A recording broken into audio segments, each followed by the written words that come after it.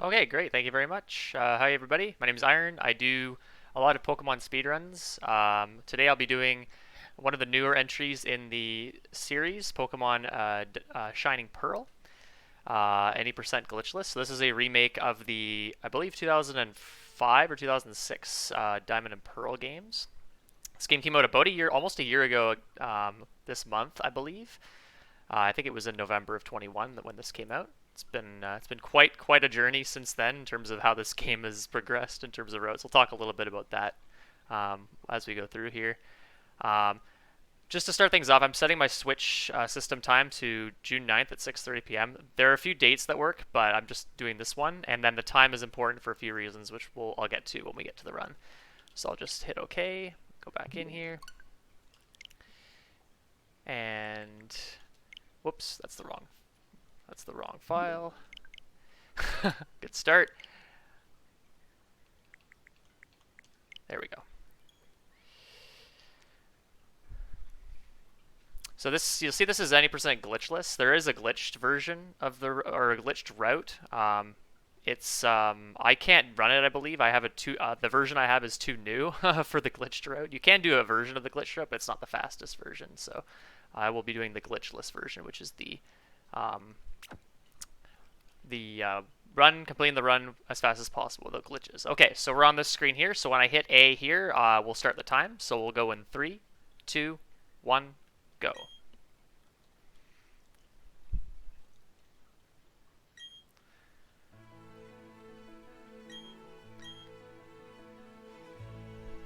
Okay, so kind of our typical start to the run. We get to choose our character. And our name is Charles, and I picked the girl because that's what I usually do. So we're gonna have a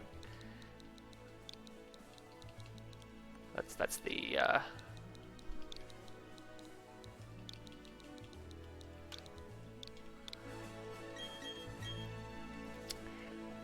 usually you pick one character name. Whoops. Because it's faster in terms of text loading. I'll usually also give the rival the name Clint because it's just faster to choose a name rather than go. But I was mashing and gave him a nickname by accident. That's not a problem.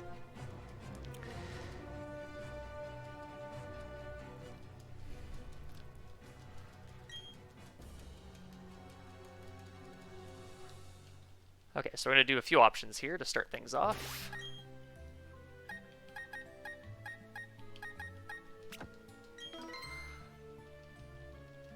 There are a few other options you can set. I'm choosing not to do them for this run. One, because it makes the run a bit safer for me, and also it'll make the run a lot more interesting for the audience to watch. So what I did is the options I did set are text speed to fastest, battle effects off, and battle style to set. Those generally all make the run go faster. You don't have to worry about switching. Being prompted to switch your Pokemon every turn or every time you knock one out, and with obviously fast text speed and battle effects off, the battles will go faster as well. There are two other options I opted to set. I have autosave on. You'll see on the top right, and when I enter some loading screens, it'll say now saving. That's just going to make it much better. I won't have to save quite as much for any scary fights, or if I hit any spinners, which are optional trainers, which will be quite important a little bit later. And there's another option which, if you turn the background music to 0, it makes the run faster for a few reasons. I think I just talked to him extra there. That's because there's a few things that don't end up getting played when the music is turned off, like jingles, and you'll notice I'll point a few of them out that are very noticeable later on. You won't really have a good frame of reference. I could turn the music off briefly to demonstrate this, because this is not going to be a PB attempt in all likelihood. But that saves about 10 minutes on the run if you turn music off. So the fastest runs are done without music. There are some ways to make it a little more enjoyable to both the audience and the runner. You could play like music off YouTube. That's what people did initially. There's also an automatic music program that was developed, which is really nice as well, which plays music based on where you are in the game. It kind of does some identification of what's on the screen, which is really cool. I haven't really gotten into that very much. Okay, so the first fight here, I'm picking Chimchar. It's by far the fastest Pokemon to do the run with, at least starting off the run. The Grass Starter is actually faster for the, about as fast for the, up till I think the first rival fight, I believe. And then it starts to tail off after that. And the Water Starter is not bad either, but it's not quite as good. We won't be using Chimchar for the whole run. We'll be switching to a different Pokemon twice. Once about an hour or so into the run, and then another switch right near the end. But Chimchar does a really good job where it is used. So I'm going to check my stats here. I'm going to take whatever Chimchar I get here. There are stat requirements. Rash is good, 10291.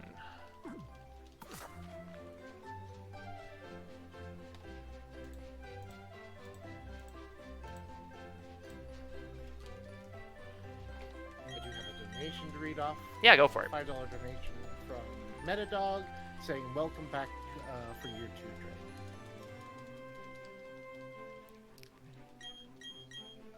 Dre." Thank you. Yeah, so for stats, you generally don't want to see minus attack or minus special attack. And there's, I think, how many natures is that? That's eight of the natures, I believe. Yeah.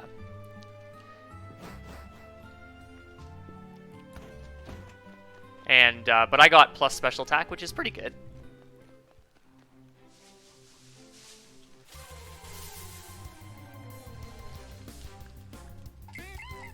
Funny story, when I first came back to this game, about 3 weeks ago in preparation for this marathon, I hadn't ran the game in 9 months. My very first run, I got a shiny Pokemon on this route, which is about, I think it's a 1 in 9,000-ish chance to get, but I could not catch it because I didn't have balls. And I wouldn't have caught it anyway because it's a speedrun, but that was quite funny.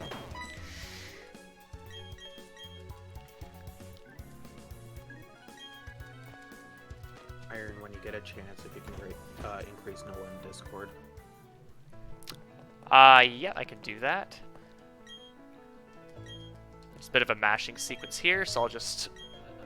I'm using a turbo controller for this run, which auto mashes, so that'll help a little bit in case I need to do things like this.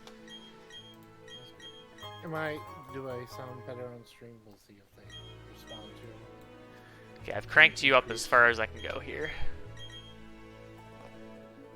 If need be, I can bring my mic a little bit closer and it'll help, but... I could also turn the game volume down, potentially, but... They can hear me, we're good. Perfect. You're good.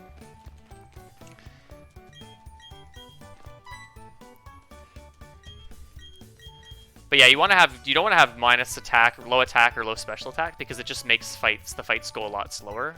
You can do the run with those stats. It's just not really viable for PB or record attempts. Even though you don't use the Chimchar for the whole run, it definitely helps to have good stats on it early on. I'm using a pretty nifty tracker to check my stats as I level up because if anyone's familiar with Pokemon, there's each of the Pokemon's stats, attack, defense, special attack, special defense, and speed, and HP, all have a value between 0 and 31, which are individual values, or IVs. And based on your IV, what number that is, that dictates like how good your stat is. And so that'll tell me how much damage I take in battles and how much damage I will do in battles, which helps me choose what to do in certain fights. So it's very nice to be able to track that information. So I'm using a really nifty program that was created by another speedrunner in our community, Corvame, called Ranger. And it just helps me track my IVs, and also there's an interactive route guide as well, which tells me what to do for each fight, which is really nice. Okay, so that lady gives you 10 potions, which is really nice to get early on. You don't have to buy potions.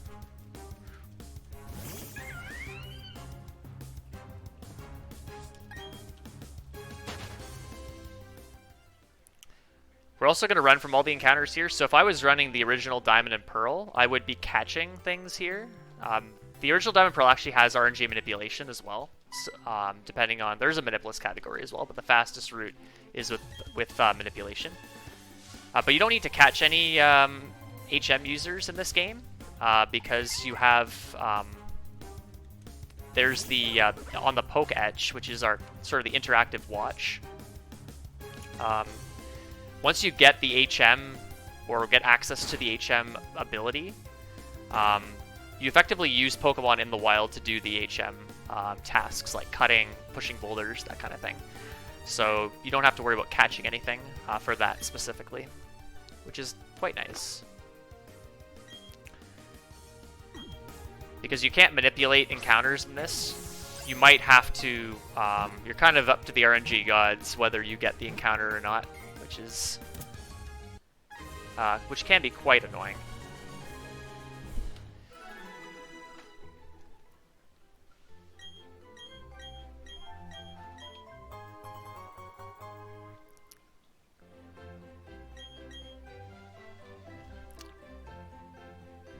The downside is that I'm kind of forced to get encounters here, and it's kind of RNG dependent whether I get any or not, so I'll have to kind of run from them.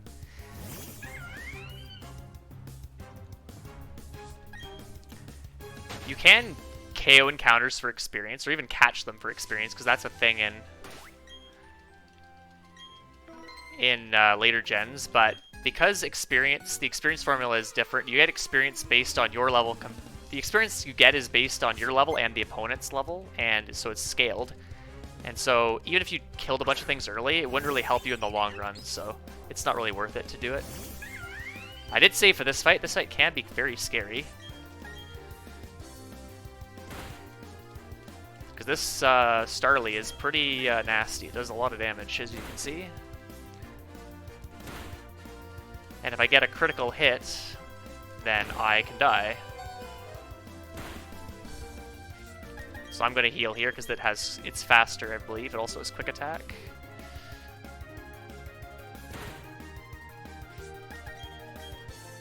Pretty clean fight, though.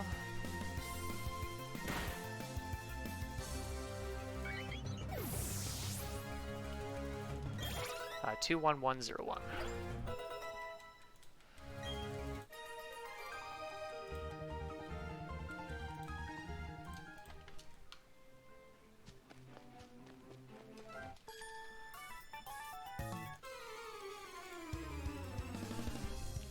So I'm just tracking my stats as I level up here. So that's why I was reading out those numbers, in case anyone was wondering. You're going for a more attack stat Chimchar here than a special attack one? I'm sorry? Are you going to go for a more attack stat or a special attack? I can't remember what you said. I have a slightly more special attack oriented Chimchar. However, Chimchar's going to use both stats pretty evenly, so it doesn't really matter too much. So currently my stats are special attack and attack are the same, but that might change as I level up.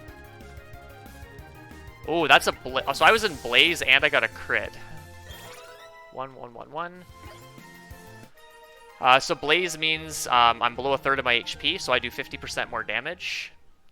And a critical hit also does 50% more damage. So those two stack on top of each other, and I one-shot that Bidoof as a result, saving a turn, which is quite nice.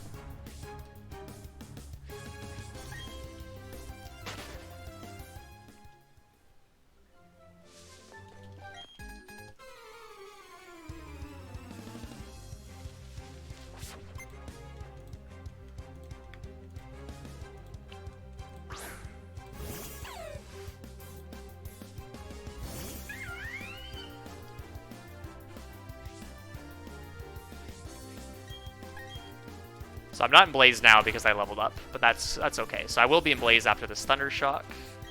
So now I will be able to two-shot. So this Shinx would have been about 11% to hit. But with the second hit in Blaze, it's guaranteed to be two-shot. So it's quite helpful too. Obviously, you're playing a bit risky when you are using your special ability because you have a chance to get KO'd if you get unlucky, so...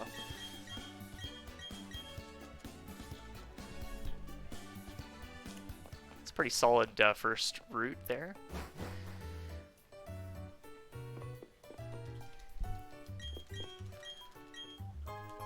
Okay, so I gotta do a little bit of a side quest in here, in this town in Jubilife City.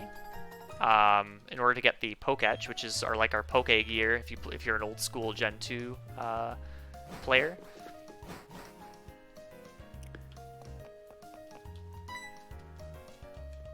So I have to go around town and find coupons from 3 clowns. Luckily, they're pretty easy to see. And the answers are yes for all of them, so it's not too hard to do.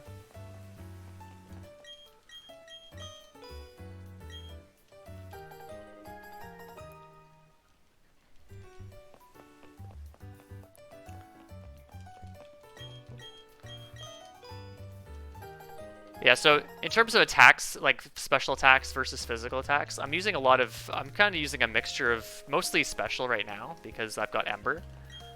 But in a while I'm going to be using mostly physical, and then later on in the run I'll be using, going back to more special. Okay. I'm going to save again here because this next fight can be quite bad. I'm also going into this fight without healing.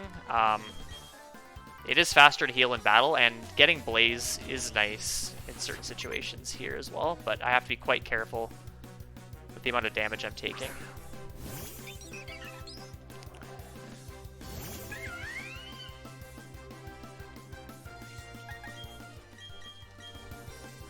So healing turn 1 because one hit from the Starly would KO me.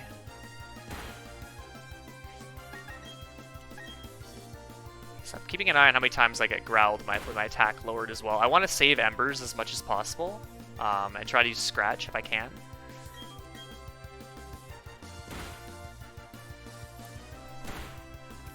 So one hit will knock me into Blaze here. How much does Piplup do? I will level out of this. 63615.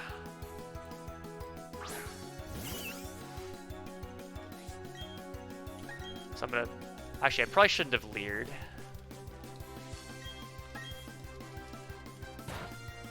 But I'm gonna start using Ember. Now I'll probably heal. So ideally, I want to use... Kind of your best move here is just kind of Ember. It's kind of bad because it takes a lot of hits to knock this thing out. I will be using Scratch at least for now. I have gotten growled 3 times. Once I see 5 growls, that's 4, I will switch back to Ember. Some runners, they just go for Ember and then take a center later, or that's probably what they end up doing. If you burn the Piplup, it does a lot less damage. And so,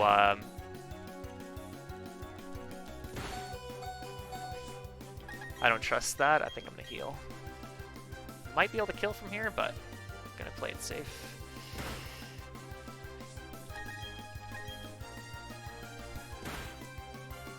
One more turn should do it.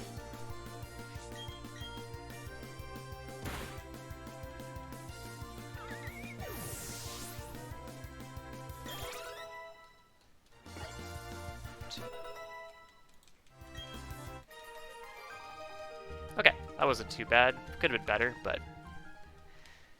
So yeah, it's usually like a 9 or 10 turns on the Piplup. It's quite grindy.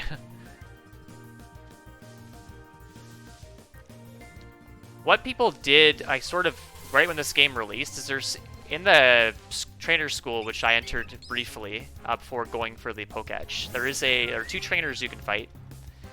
And if you beat them both, you get TM for Workup, which is a move that boosts your attack and your special attack by 1 stage each, which would make that fight faster. Because you could boost your Ember's power quite a bit and then just blitz through, but those fights are pretty slow. And in the long run, it's not really worth it to do it. Okay, so I just got the hidden ability for Rock Smash, so now I can smash rocks.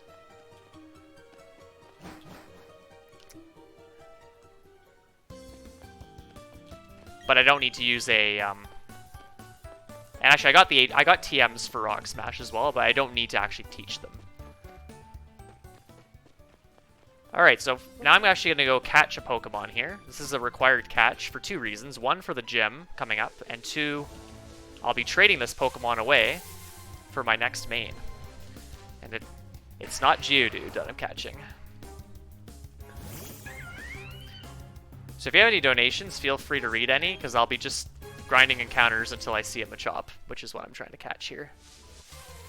We currently do not have any donations, but I'll talk about the charity in the end. So yes, we we're here. DPX this year, as for the last 4 years, has raised money for True Right Love in Our Arms. And it's a charity for people who are suffering problems of mental health, depression, self-harm, all these types of different things, and they've been working with us. We've been working with them for a while, and they do fantastic. I think the last time we checked, some of their numbers were like they were doing giving out, it was like $17 million a year to different charity organizations to just support people who need the help. So just being here is a big help for us, just to get more people to come here and support us. But if you're able to donate, it would be so much help, and we greatly appreciate anything you can, or even being here, because you could do anything with your day. It's Friday, you guys could be out having fun with something else, but you're spending your time here. So again, thank you, just in general. So you're seeing some very typical Iron Dre luck on this route. It is slightly under 50% to see a Machop here. I don't remember the exact number. One thing I've found sort of... It's level 7, which is the highest level it can be, which is nice. Anecdotally, if I get a really good run through Rival 1, it takes me forever to find my Machop, and then if my run up till Rival 1 is really bad, I see a Machop first encounter.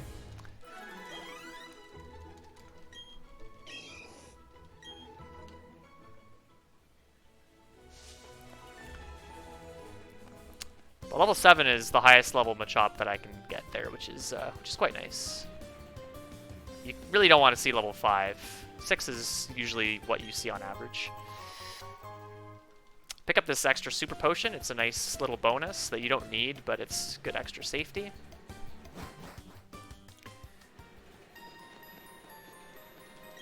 Alright, I still don't have repels, so I can still get encounters in here. There's one encounter I do not want to see. I'm not going to mention what it is, because if I mention it, it will probably show up.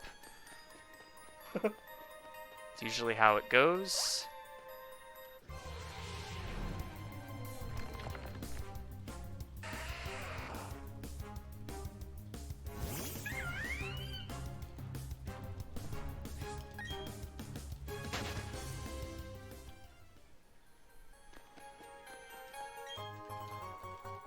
It's a nice little escape rope. I am going to need to get out of here soon, so it's a good thing to have. Whoop. Okay, so Machop needs to get Fight 1 optional in order to be able to fight the gym leader coming up. If you have a level 6 or 7 Machop, you can fight this guy. If it's a level 5 Machop, you have to go into the gym and fight a trainer in there. Now, there are different ways to do this as well. A lot of people have their own sort of different ways to do the route. This trainer kind of sucks because he has Sandstorm. I see this quite a lot. It's kind of slow. I let off with Focus Energy there because Focus Energy increases my crit chance, which is nice because these Geodudes have very high defense, which means it takes a few hits to knock them out. But I was able to 2-hit this one.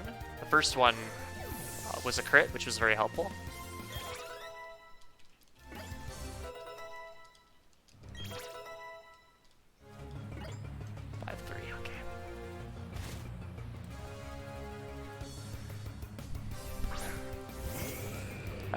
Meta Furist was, I think Furist was referring to the fact that I was not getting my Machop. I was only getting Geodudes.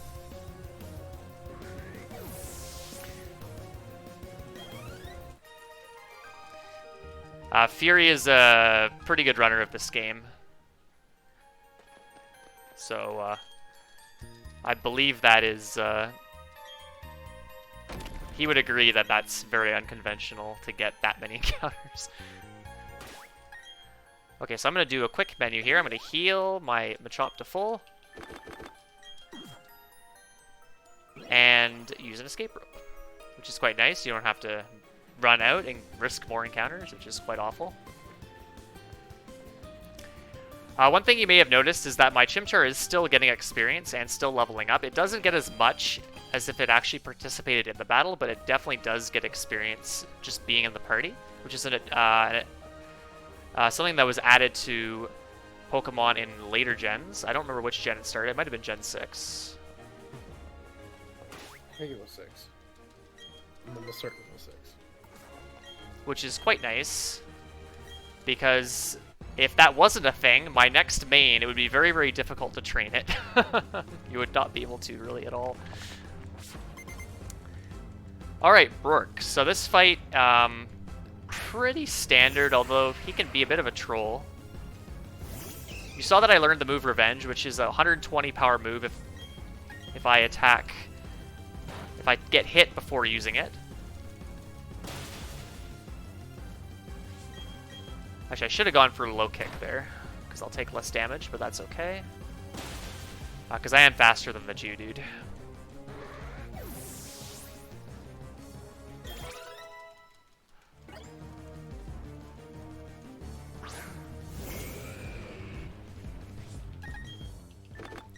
So I'm going to use this X Defend on this Onix. Then I'm going to just use a potion as well, just to be super, super safe.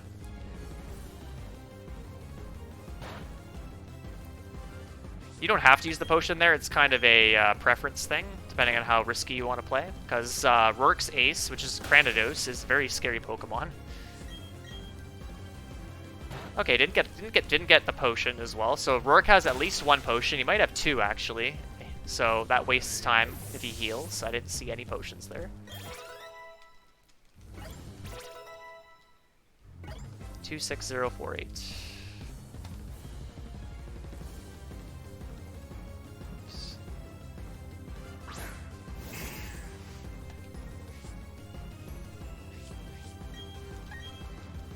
This Cranidos has Headbutt. Alright, cool. Didn't get flinched, and that's a win.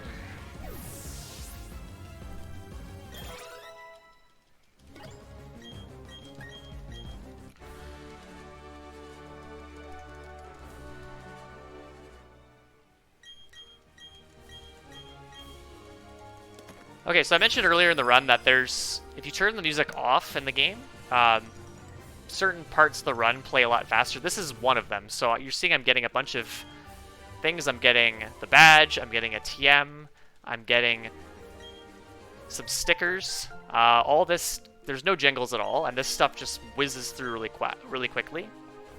For the next gym leader, I'm actually going to turn the music off briefly to demonstrate what that looks like, if I remember to do it. You'll be able to see how quick that is.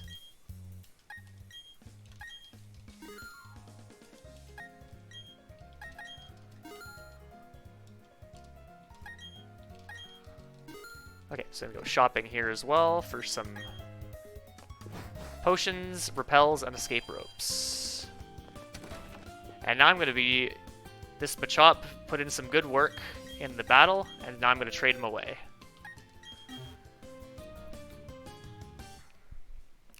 for my next main. Now, traded Pokemon get 50% more experience, so you can train them really fast. The downside to them, in certain games, not all games, this game was brought it back. They can disobey depending on the amount of badges you have. So this Abra currently will not obey me at all. It only knows Teleport anyway, so it's not a useful battler at this point, because it's only level 10. So it will be just sitting in the party for a little while, gaining experience, until it evolves, and then I'll start using it. Or specifically when I get the next badge.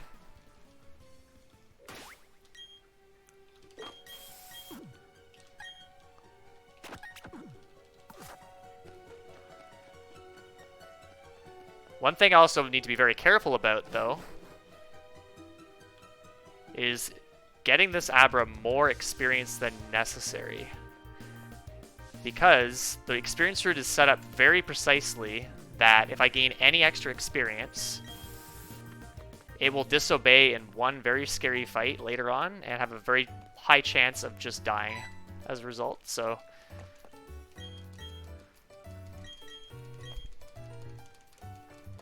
I will be very, very careful not to give it any extra experience. So any optional trainers, I'm going to try to avoid them if I can. This is part of the reason why I have autosave on right now. So I will be resetting if I hit any spinners if there was just an autosave.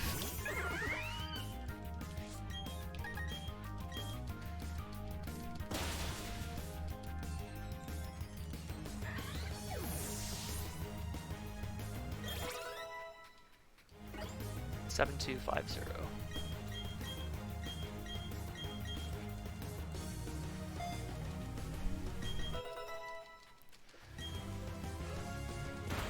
Alright, so Chimchar just learned a pretty good move called Power Up Punch. So I currently don't have any access. I don't have access to any X items, which are items that boost my stats in battle. They're probably items that you ignored as a kid when you're playing these games casually.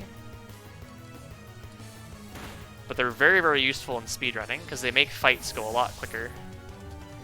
But Power Up Punch is a move that boosts my attack each time it's used, which is really nice because I don't get access to X items until right before the third badge. This is a move that Chimchar did not have in the original games as well. It only got it in BDSP. It might have gotten it in an earlier game, but because you don't really use Chimchar, it's in those earlier games. It's very nice to have here.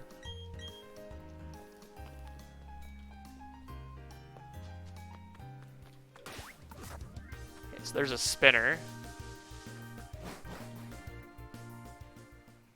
I opened up the bag just to kind of make sure my reaction time is set. It's kind of preference thing. You can kind of just wait for them to turn, or you can just whiz by them. I do not want to hit these optional trainers, though, because they are quite scary, and they will get Abra more experience than needed. Right there, I just grabbed the Rock Tomb TM. This is something that not every runner of the game will get. It's kind of a preference thing. I find it works quite well, so this is kind of something I do.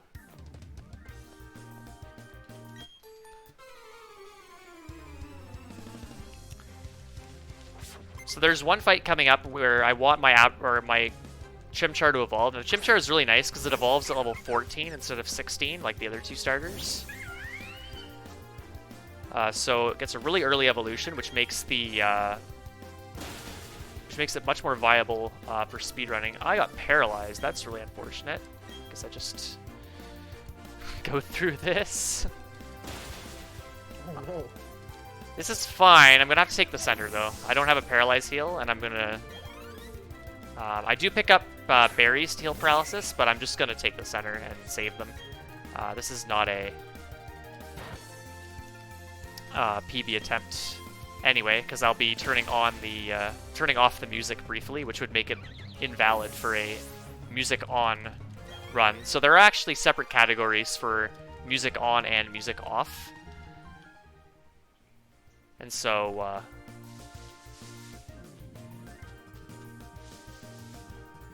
It would technically be valid for the music off category, but it would be very slow because the music will be on for most of the run anyway.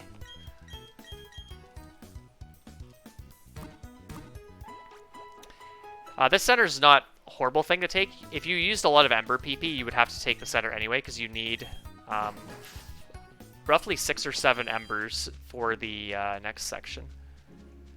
So I think I had enough, but better safe than sorry. Obviously I was paralyzed, so kind of important. So I picked up some Pecha or Pekka berries. I'm not sure exactly how it's pronounced, but those heal poison. They'll be quite useful. And I'll be picking up some of the paralysis healing berries later, the cherry berries, in a little bit.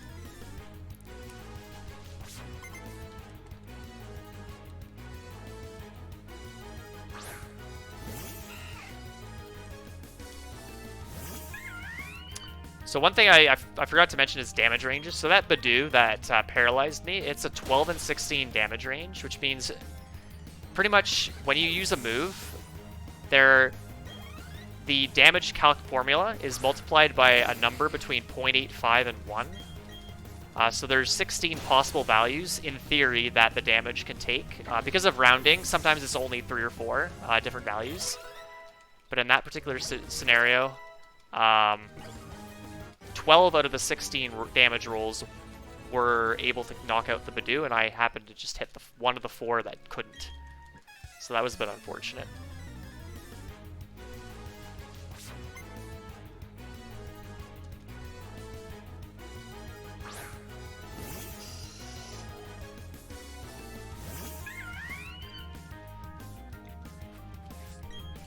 So I'm going to lead Taunt here on this Zubat. This Zubat has Supersonic, and that can confuse, so I'm just going to avoid that.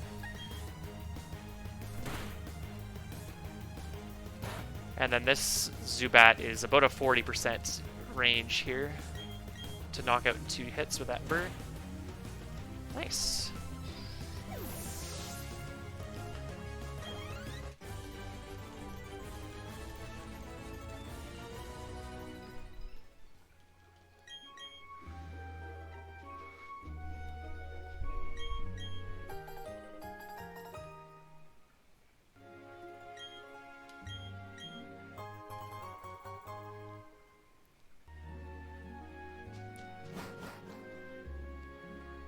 Okay, so that's just a fight. I need to get access to the works key in order to get into the next area, so I have to do those fights.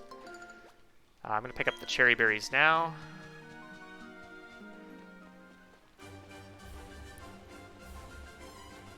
A couple more fights, and then I am on to a pretty scary sort of mini boss fight.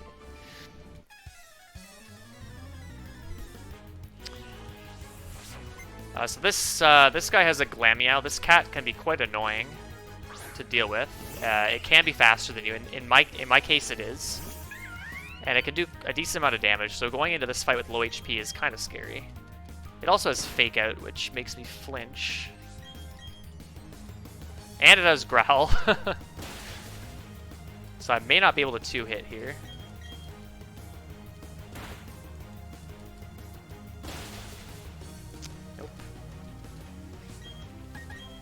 Switch to Ember here to avoid the extra text boxes. So you see when I use Power Up Punch, I get an attack boost and it's a super effective move. So I switched to Ember there because you don't get either of those, and so it saves a tiny bit of time. It's a nice little optimization. And because I have lots of Ember PP because I took the center, I don't have to worry about running out for later. It's a nice little bonus. Okay, so almost I'm level 14, so I'm going to be fighting this guy. I tried to talk to him, but messed it up a tiny bit. That's okay. And this guy just has a Cascoon, which is an easy one-shot.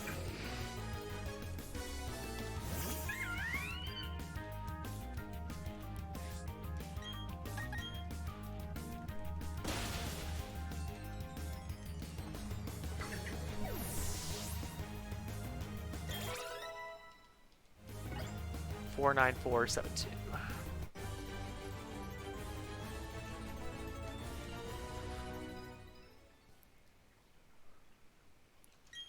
Alright, so now I get Chimchar to evolve. I'm just not going to touch the controller here, because if you're mashing and you're not paying attention, you can actually cancel the evolution, and that would be really bad, so I do not want to do that. So Monferno's part fighting, so now Power Up Punch is going to get the same type attack bonus, which means it's going to do 50% more damage than it would if I was a Chimchar. And not to mention that Chimchar is also significantly... I'm not going to do this, actually. What am I doing? Potion.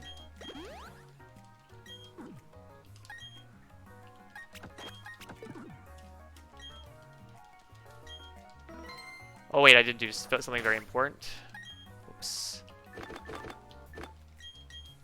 So I'm going to teach Rock Tomb here. I didn't teach Mach Punch, which would be a really nice move if I had a move slot for it, but I do not, unfortunately. So, this is kind of how some people do the route. They teach Mach Punch, and others teach Rock Tomb. It kind of is a preference thing.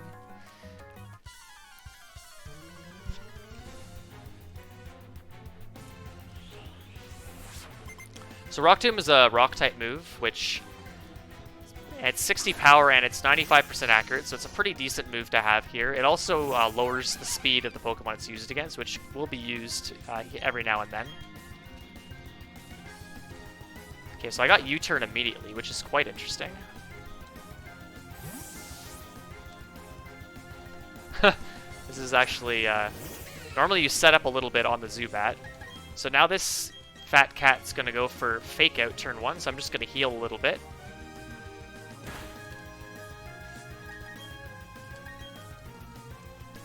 It's growling too, which is not the worst thing in the world, because that means it's not doing any damage. I put the Oran Berry on, I took it from Abra and moved it over to Monferno, because this cat has a decent chance to KO me fairly quickly because of my HP and defense being not the greatest.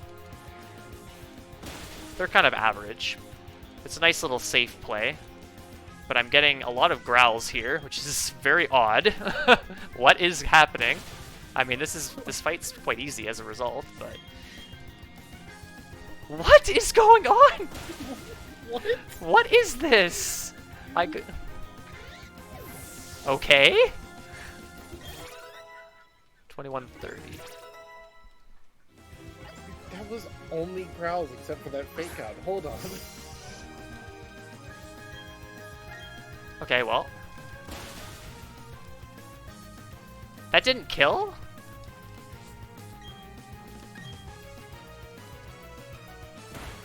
Okay, well, that's fine. So normally the Zubat, you set up a Power Punch or two on it to boost your attack, and then you KO it with Rock Tomb. But because I got growled a million times, Rock Tomb could not knock out the Zubat, and it confused me. Which is the main reason why I used Taunt, to avoid it using Supersonic. But at that point, Taunt was obviously not going to be a thing anymore. But anyway, that was Mars. Normally not as trivial as that, but we'll take it. Much slower fight than optimal though, even though it was very safe. Okay, so I'm gonna menu here. So put on use a repel, put on a cherry berry, and then hopefully not hit any spinners here. I'm just gonna wait for this guy to turn. This guy's quite bad. If you hit him.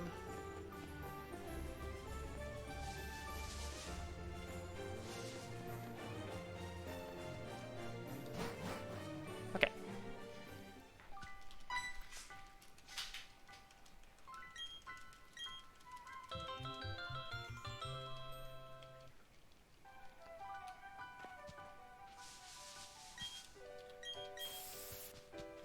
Okay, there's a double battle here, but you can actually talk to each of these trainers individually, diagonally, so I'm going to do that because it is much safer. In the original games, you have to fight them these two as a double, and it's quite a bad fight. But it shouldn't be a problem here.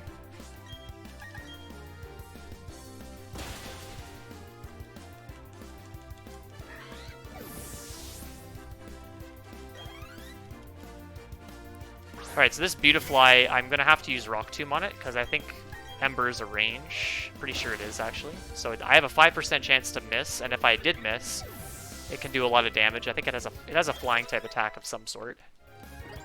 3, 4, 4, 1, 1.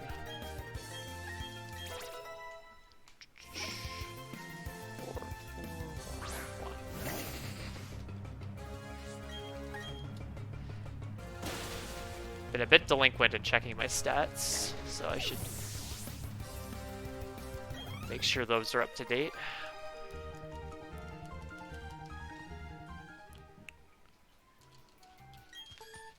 So yeah, that Beautifly can be quite scary, obviously, because it has super effective move. This girl has a Pachirisu, which has Spark, which can paralyze, and it has a lot of moves that can drop my attack. So I'm going to start off with Power Punch. I did get Baby Doll Eyes turn 1, which is not optimal. So now I'm just going to switch to Ember. Because it does a little more damage. The Cherry Berry that I put on when I repelled initially, that was in case I get paralyzed here. It is nice to keep it for the next few fights as well. Because there are quite a few chances to get paralyzed in the next 10 minutes or so.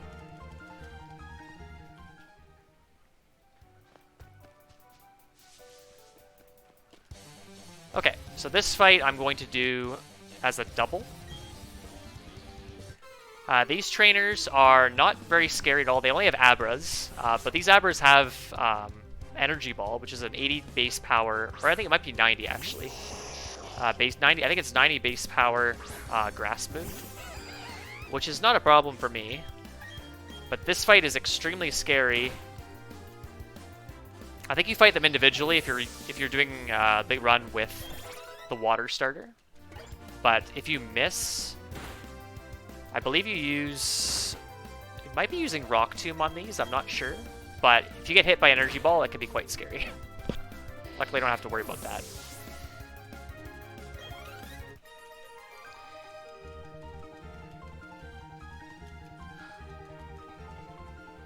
Okay, so now my Abra is going to evolve.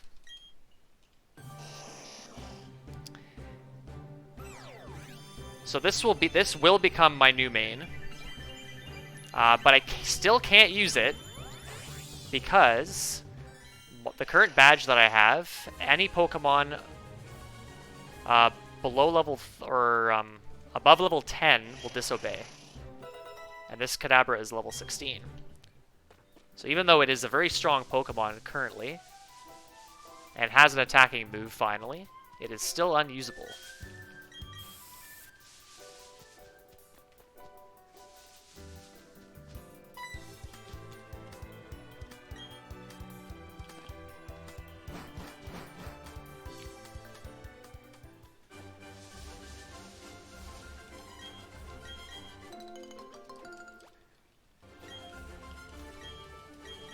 Gonna pick up a few more berries here.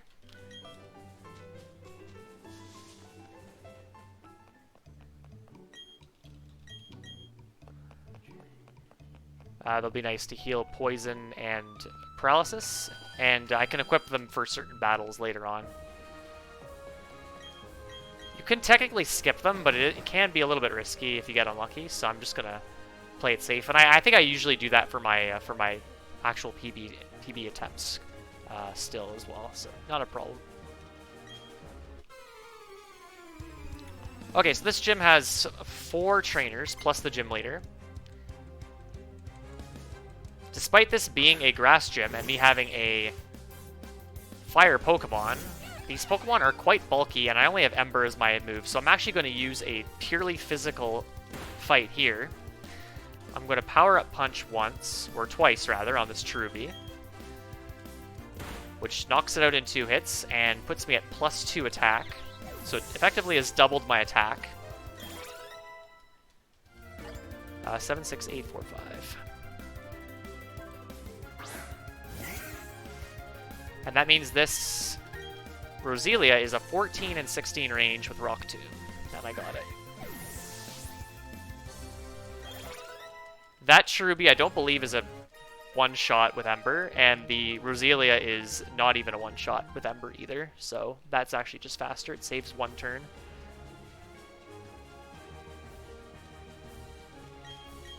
Alright, this is probably the worst fight in the gym. Aroma Lady Jenna.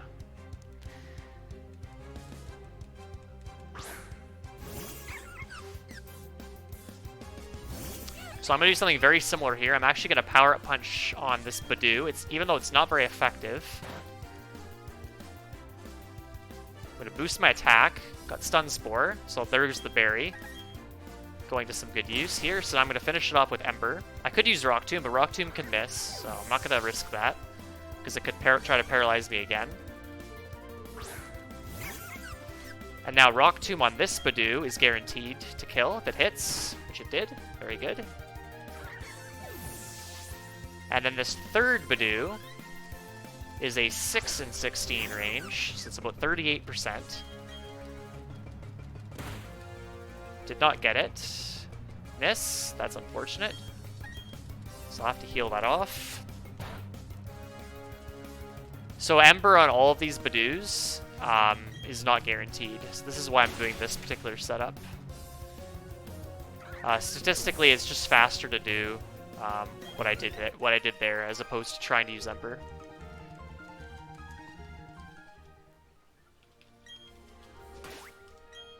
Okay, so I'm gonna use.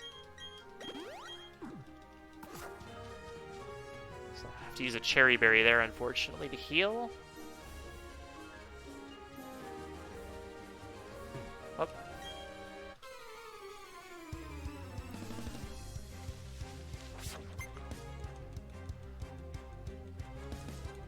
Okay, so this lady has Turtwig, which is probably my favorite starter of this game. Not to use in battle, but just design-wise, I like grass Pokemon. This thing's a bit annoying, and it's a two-shot with Ember. It has Iron Tail, does a little bit of damage, but not the end of the world. 8740656.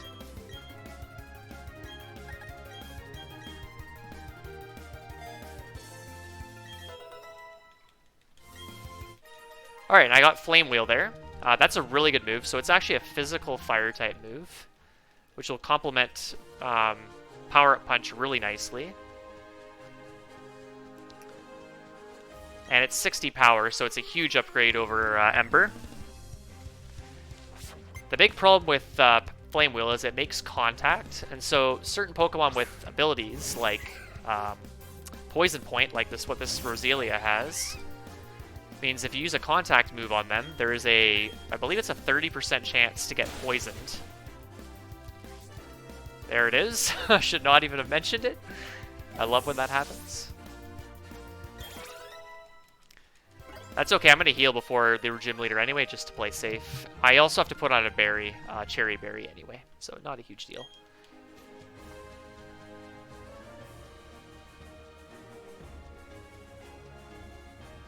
Nope. So I'm going to Cherry.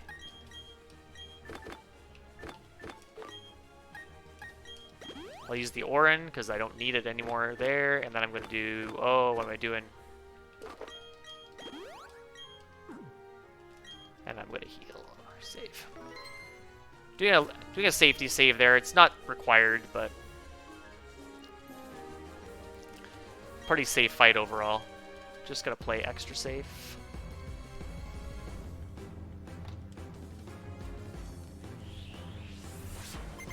Zethros, I think starters are shiny locked in this game. They're definitely not in the originals, though. So Diamond and Pearl and Platinum. So for this fight, I'm going to set up my attack kind of like what I did before. I got Dazzling Gleam, which is really awkward. Okay, I got the KO there. That's about a 50-50 two-hit with Power Up Punch times 2, which is quite nice. If you miss the range she heals, it's an extra turn, but it's not horrible. So now I'm +2, so this Roserade, which is her final Pokemon, is a guaranteed one-shot. It's quite scary. It has Grass Knot, which does about 22-23 damage. So it will actually not be able to kill me with it, even with a critical hit. And it likes to go for Stun Spore as well, so that's why I put on the Cherry Berry there.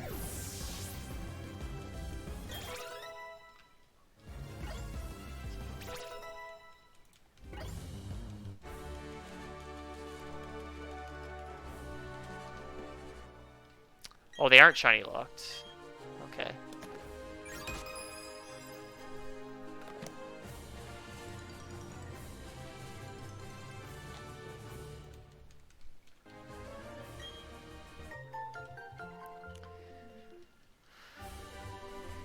I might be thinking of the Starly in the first, the Wild Starly in the first fight. That might be shiny locked. I'm not sure.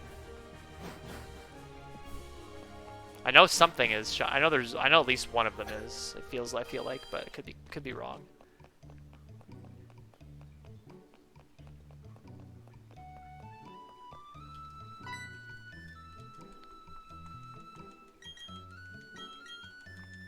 Because I know they made a video. I think it was proven to be doctored video. They got a shiny starter and a shiny Starly in the same thing, but it was a manipulated video. And I think it was proven that that was not real because it's literally impossible to get both, but could be wrong. Okay, I'm gonna go shopping here.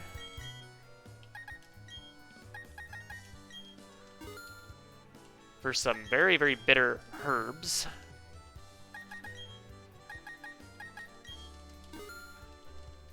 Could have maybe bought one more heal powder, I think, but that's okay. Those healing items are cheaper than potions and revives, but they're also bitter, which means Pokemon don't like them. And they lose happiness. Now that's actually a really good thing, because in later generations, if Pokemon is very happy, it'll do a little dance or a little wiggle at the start of the fight. There might actually be a text box that talks about how they're feeling or how happy they are, and you want to avoid that in a speedrun. For obvious reasons. So I'm going to be using a lot of these energy roots and heal powders on my Kadabra in particular, to make sure my Kadabra is very, very unhappy, which makes the game go faster. It's very sad, I know. You gotta piss off your Kadabra for speed.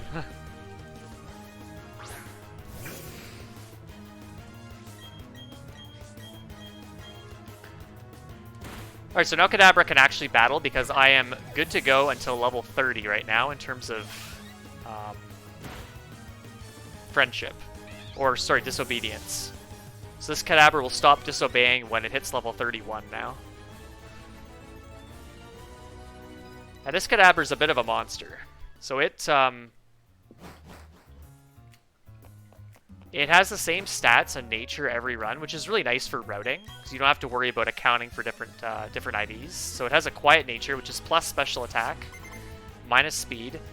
The minus speed isn't terrible because Kadabra is already very fast, and also it has 31 IV in speed, which makes it quite fast for a quiet nature. Its defenses aren't particularly great, and its attack isn't good either, but it doesn't use any. It uses like one physical move once, I think. So it's not. That doesn't really matter all that much. But what matters is its special attack is got a plus nature, which makes it really good.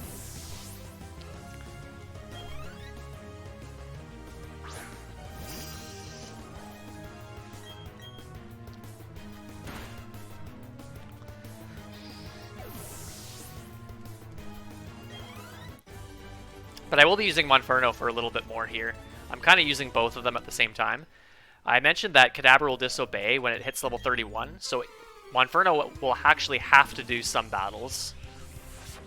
And Kadabra will only get party experience.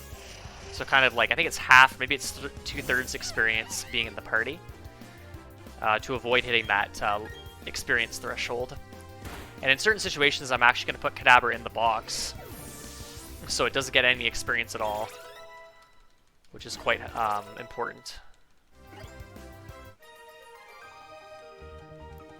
So I'm going to do a quick menu here. Whoops.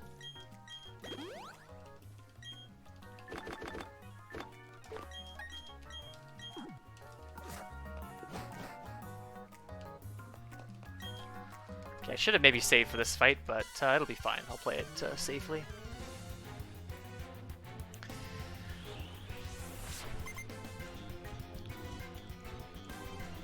So actually, it's kind of funny. My my Kadabra has 11 IV on a plus nature, and so does my Monferno. Different nature though, rash nature. Kind of funny how that worked out. So I'm going to use, I let off Taunt there, and that's to avoid this Zubat using Supersonic, and then I'm going to use 2 power-up punches.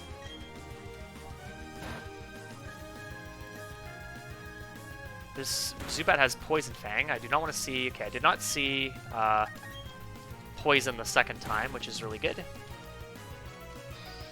So I'm going to boost my attack a little bit on the Zubat so that I have a easy 3-hit on the Skuntank here. So it's going to go for Poison Gas, so I'm not going to bother healing the poison off here. I'm just going to go for... Oh, I got the 2-shot. That's a range for sure. I got this actually in my last, most recent PB as well. So I saved a turn.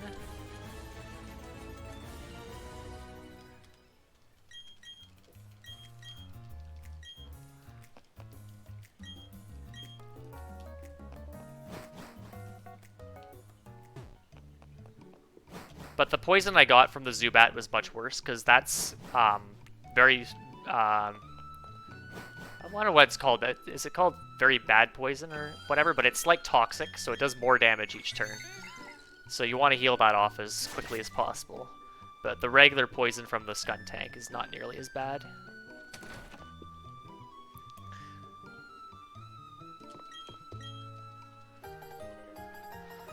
Okay, so now I'm going to get the... this is required. I have to get the Explorer Kit so that I can go into the Grand Underground. The Underground's really cool in this game. You actually get access to a lot of weird, or not weird, but interesting areas, which you can get some very unique Pokemon. But I'm not going to be doing that in this run, because it's not needed. There is actually an alternate main Pokemon you can use in the Brilliant Diamond game called Scyther, which you get down here, and it's a pretty fast run. Not as fast as Kadabra, though.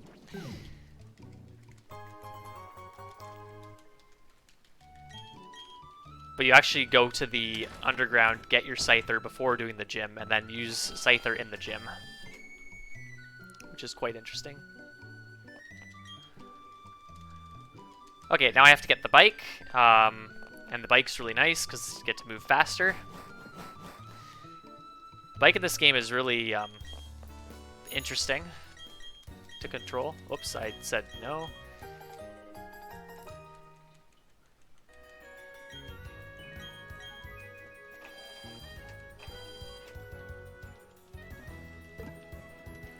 So there's 2 speeds on the bike, and I'm going to try to be at the low gear starting when I start from a dead stop. So you hear me gearing up and gearing down here and there.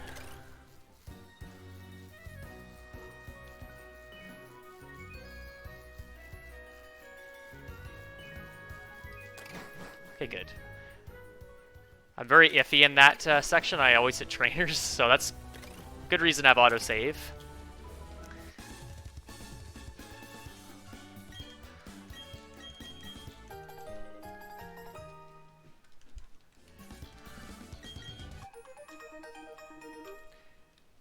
One thing also in this game is, it's interesting to point out this game, is that this game is a 1-to-1 remake of the originals, but you can actually move diagonally, as you can see here. Just gonna play it a little bit safe here. You can technically bike here, but I'm just going to avoid these trainers by running, because it's much safer.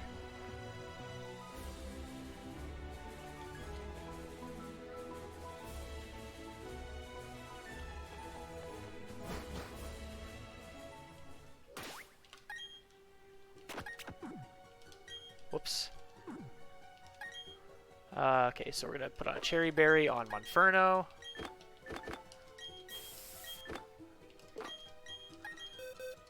Use Repel, teach Grass Knot to Kadabra. Grass Knot's a pretty nice move that does more damage the heavier the opponent is. I'm gonna register the bike. Whoops, that was a mistake. And then I'm going to use Heal Powder and Heal Monferno.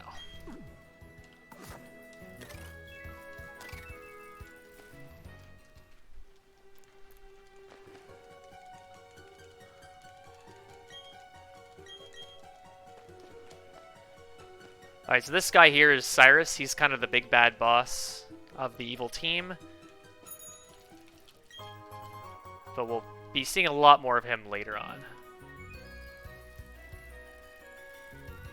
Okay, so this section I'm really, really bad at doing fast, so I'm just going to play it safe. Wait for this guy to turn. Whatever.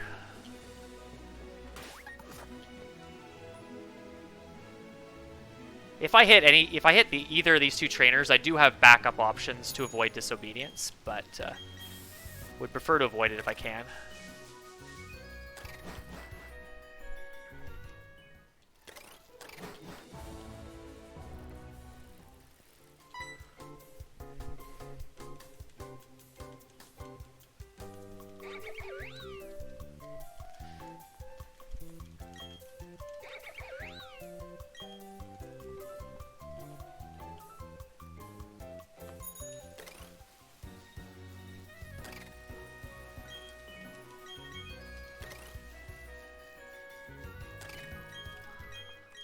Okay, so here's a little bit of a kind of a required visit to the contest area. Plays no effect on the actual speed run, but it is required.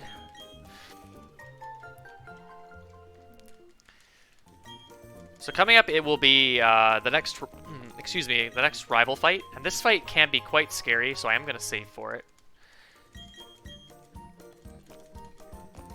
Unless I get an autosave when I exit this area, which I might. Yeah, I do actually, so I'm not going to save. Because I got the autosave.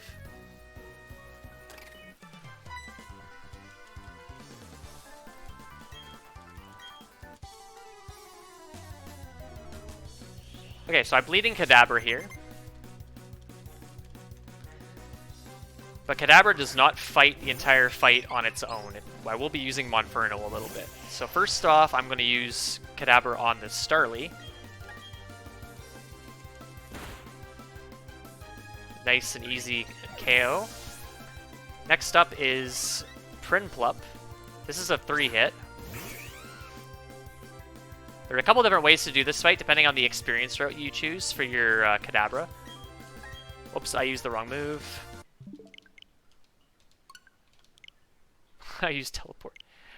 I thought I was on a different move slot. I will be using Teleport in this fight, but not there. That was quite bad.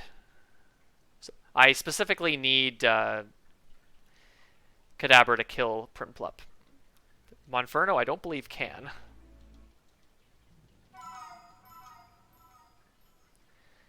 So this is the power of autosave. I saved, the game saved itself as I exited the contest hall. So I do have a little bit of biking to do, but it's not the end of the world. It's definitely faster than going into the menu and saving the game there. Okay, round 2. That's not normally where you die on this fight. You normally, like, actually die for other reasons.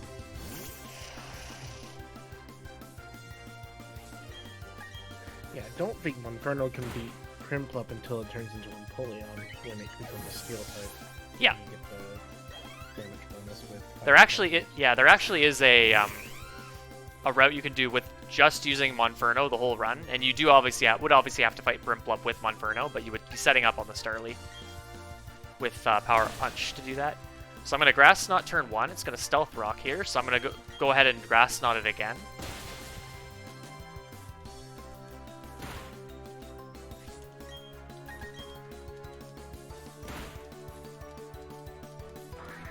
And then I'll knock it out. So I lied, I'm not going to be teleporting here because my Kadabra is at too low HP and I don't want to die. So I'm actually going to do a hard switch into Monferno. So if that Roselia went for Magical Leaf when I use Teleport, because when you use Teleport it hits you before you switch, I would have died. There we go. Went for Magical Leaf. So I'll Power Punch turn 1 to boost my attack.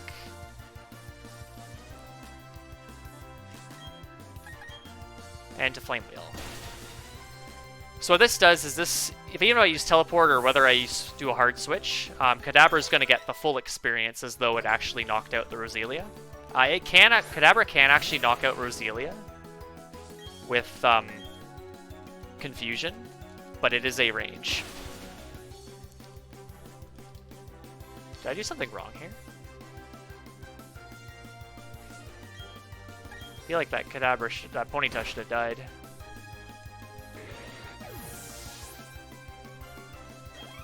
Is it because it did growl on you right off the bat? Oh, okay, I didn't see that. I was just mashing. Okay, I thought I did something wrong. Thank you for paying attention. No, I saw the growl. I was like, that might be why. That would definitely do it. Okay, this area I don't like too much.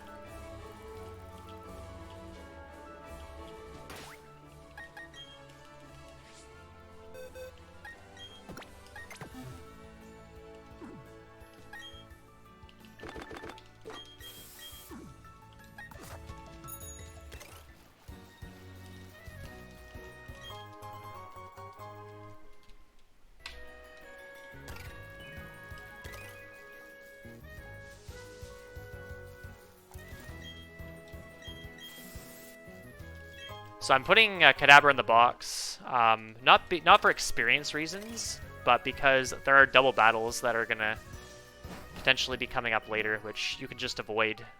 You can go right by them without fighting them if you have just one Pokemon in your party. Oh.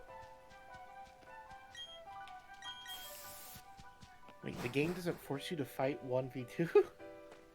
Thankfully, no. Not like in Pokemon Let's Go where you can 2-on-1 opponents, which is quite rude. By using the support trainer. Oops, did not mean to do that. Not the end of the world though. Okay, so this is important to come up here because I get the strength TMs and access to using strength.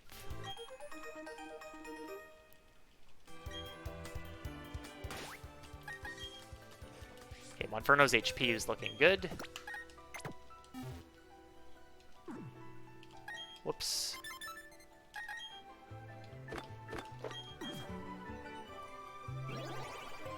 So I can just escape rope out. Don't need to go to the Pokedex. Ignore that. So actually I lied. There is a double battle here, but I'm going to be just going behind it instead.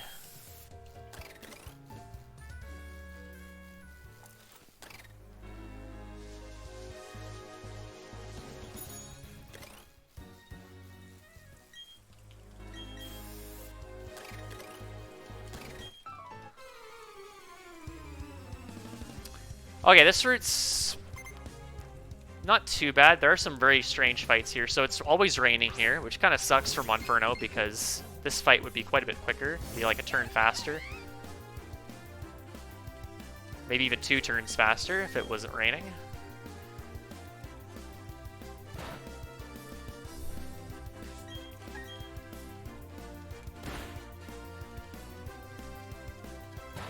So I can save a turn if I get a critical hit here on Bronzor. I don't think I've ever gotten that critical.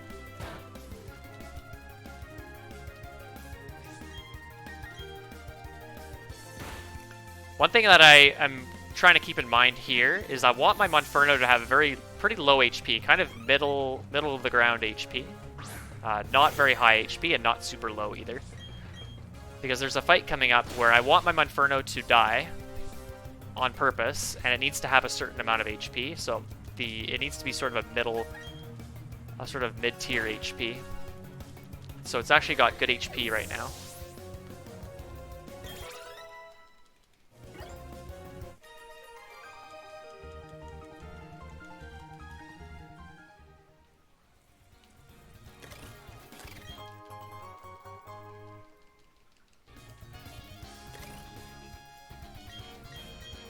Okay, so I'm going to pick these things up. Not required, but I'm going to play a bit safer in this run, so...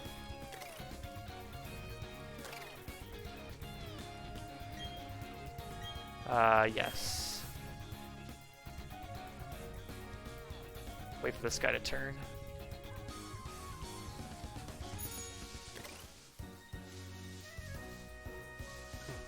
Oh, come on. Let's get this zinc. This is an optional item.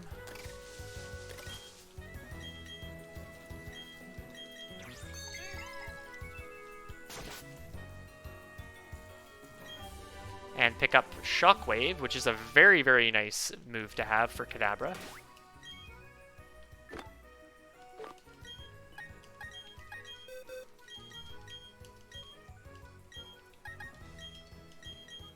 I also have to heal Kadabra still. I didn't do that yet.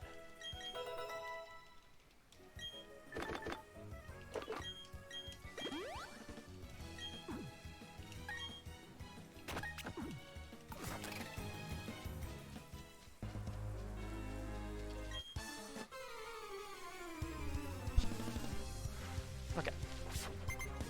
And so Kadabra is going to do these two fights because it does them a lot better because it's raining. And in particular, it does the...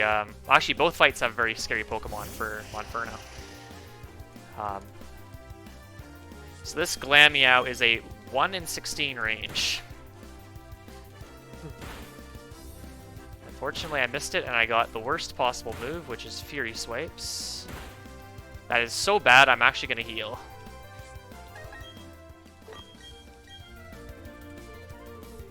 Please do not do that again.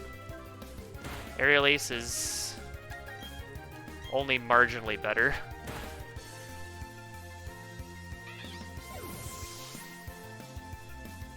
Because up next is a Kadabra, and if the Kadabra crits me and I didn't heal, I would probably die.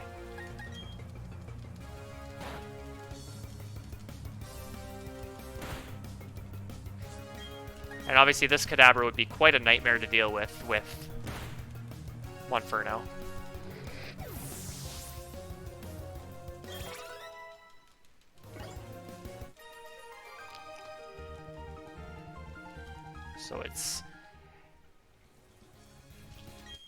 So that fight would obviously be a lot better if you could be a higher level, but again, because I don't want my Kadabra to be disobeying later, I need to be a little bit under leveled than optimal here. And so, however, I do hit a very important level right after I knock out this Monferno. I will hit level 25, which means the next Pokemon is a guaranteed one-shot.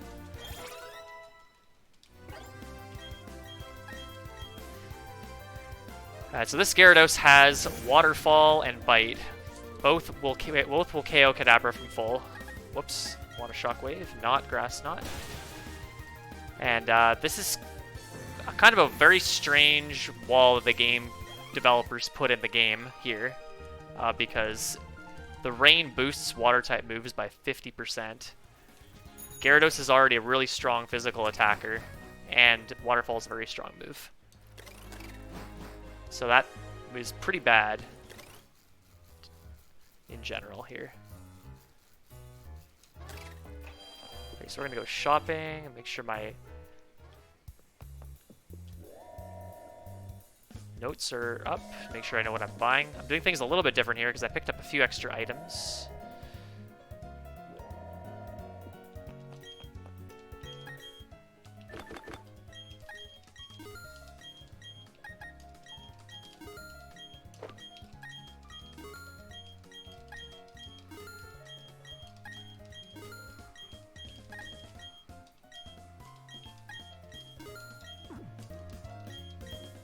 Oh, I screwed up.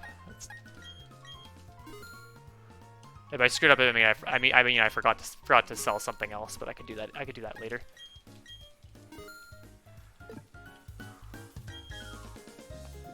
I'll do that here.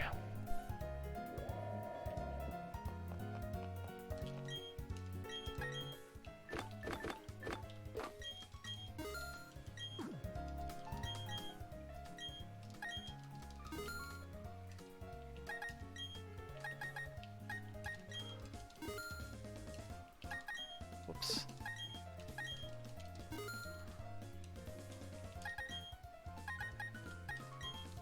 So I'm buying a lot of X items here, and then buy 31 of you. Okay, I could have maybe bought a couple extra, but that's okay.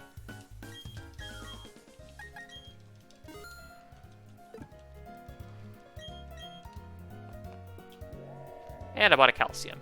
So normally I don't buy a calcium there, but because I picked up the zinc and picked up the payback TMs, I was able to buy that.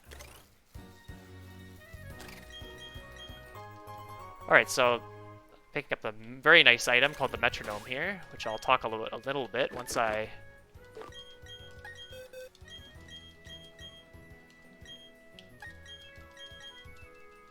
have a chance. So I'm going to do quite a big menu here. I'm going to teach Stealth Rock and Flamethrower to Monferno. Two very useful moves.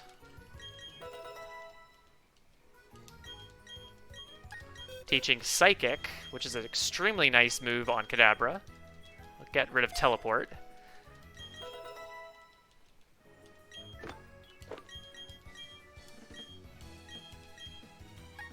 Whoops. And then also going to heal with a Energy Root.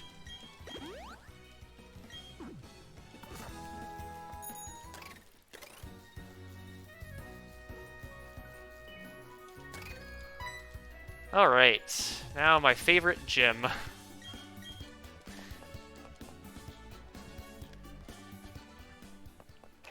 So there are puzzles here. And I don't know how to and I always mess up this puzzle, so if anyone who runs this game is watching, please don't patronize me.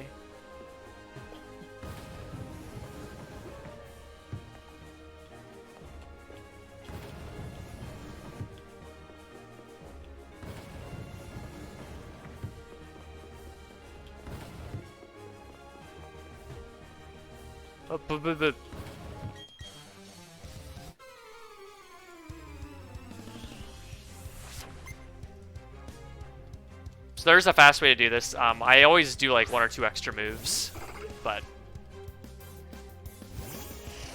I think I do an okay job. Alright, so now Kadabra's pretty much going to... Oh, I used the wrong move. It's fine. I'm supposed to use Psychic on it. That's okay. I'll just heal again. I do have to use Confusion on a Metatite later, so that's why I used it there. But that was not what I was supposed to do. Okay, so I'm gonna go this way. Wait a second. I screwed that up, didn't I?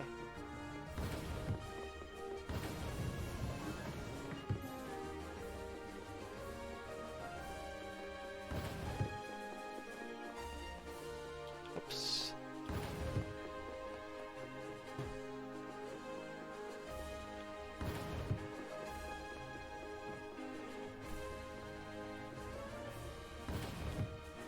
Okay, there are spinners here, so I do not want to hit them for very obvious reasons.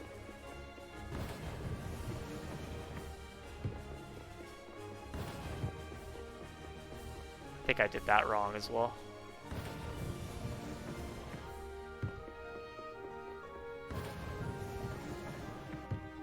I don't move there yet.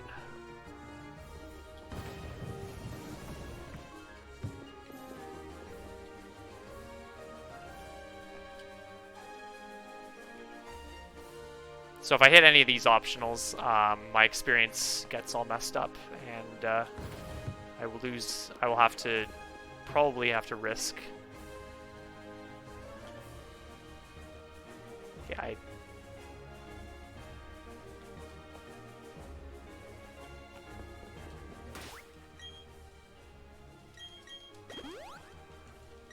Okay, we got through. And I'm just going to save before Maylene, because this fight isn't terrible, but things could go wrong if I get really unlucky, so... And I have to use the healing item anyway, so I might as well, since I'm already going into my menu, might as well take a couple extra seconds to heal.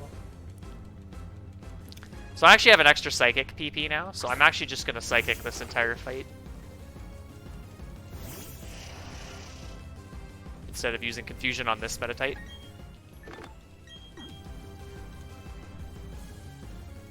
Okay, so I have to set up a few items here. So defend, X, 2x special attacks, especially because it used Bike Screen. It used Flash, so I'm going to have to use an X accuracy as well.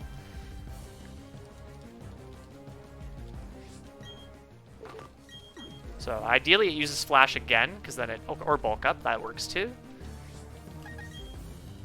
Okay. If it hits me to a certain HP, I have to use an X Speed. But it didn't hit me at all, so I can safely go through this fight. I will be slower than her last Pokemon, but it will not be able to KO me from here. Oh yeah, good. Zethros, the good question in chat. X items boost 2 stages in this game, which is extremely broken. Especially because the price of them is really, really low.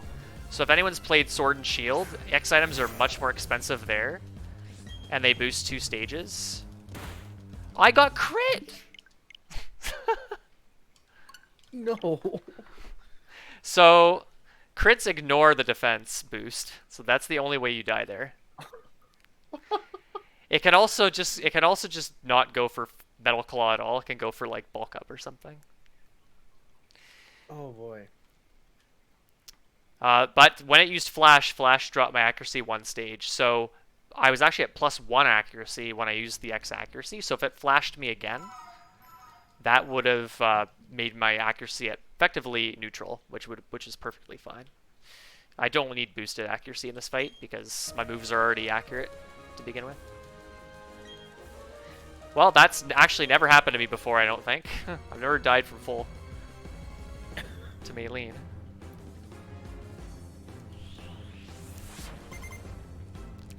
Alright, maybe we'll see a different fight here.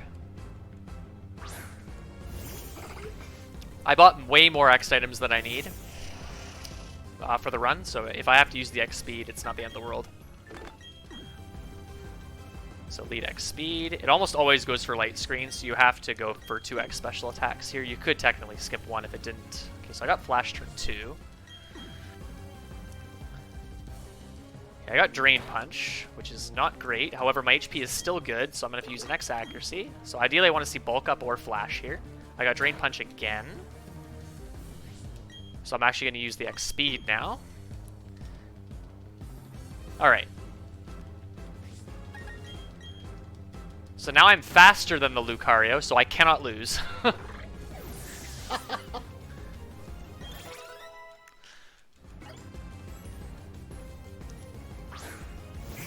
So this fight is pretty safe if you can get through and you use the X speed, but generally if you're using the X speed, it's been a slow fight because the Metatites hit you at least once and very often twice.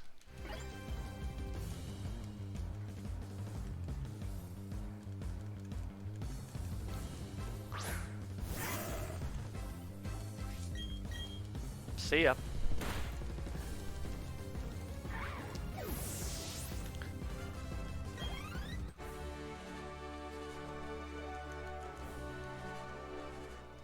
Okay. I don't know what HP my Monferno has, but I think it's somewhere in the 30s. So then I will save for the next fight. So this next fight is a double battle with my not really my rival. It's sort of like the Professor's assistant, which will be Lucas. Effectively the male counterpart of my character. So if I picked the boy, I'd get Dawn as the Professor's assistant. This fight I have to do with Monferno for a couple reasons. 1, Kadabra would get destroyed. And 2, Kadabra would get way too much experience.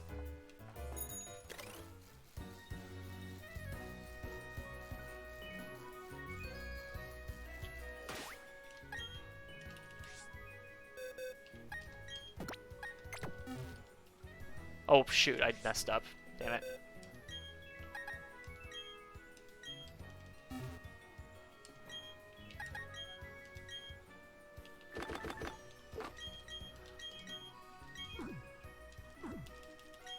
So I'm going to go into this fight at kind of lowish HP and see what happens here. I did also a very slow way to move the held item to... whoops, I said no. That was a mistake. You can actually swap items in the Pokemon menu between Pokemon really quickly, but I deposited Kadabra, so I just did the slightly slower way.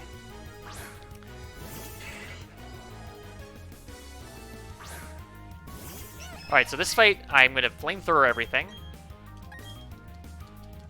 And I want to come out of this fight in sort of below 50 HP.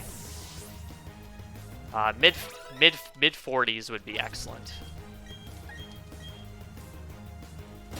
Okay, so attack Clefairy. Like, I do not want this Clefairy to use that move, which is called Life Dew. That's a very bad move, because now I get healed too.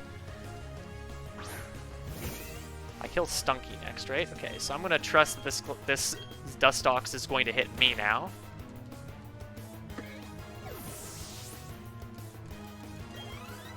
Hit me, please. Thank you, good sir.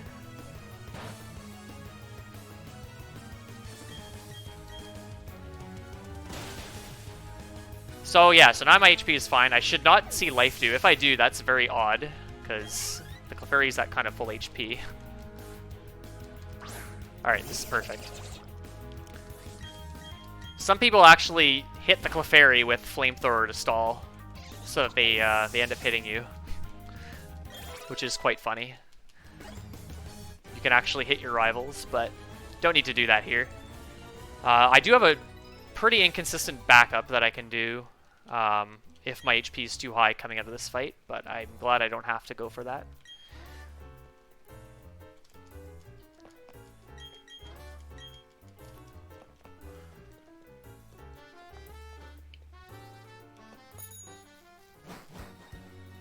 So if you have any donations, you can go ahead and read them. I'm just going to be heading off to the next area real quick.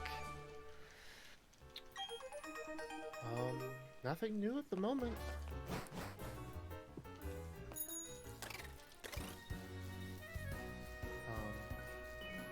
Yeah. No new donations at the moment.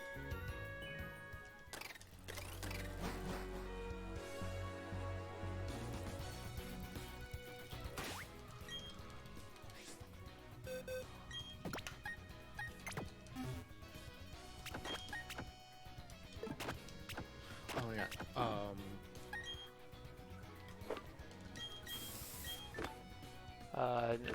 What am I doing here? I'm healing, right? Yeah.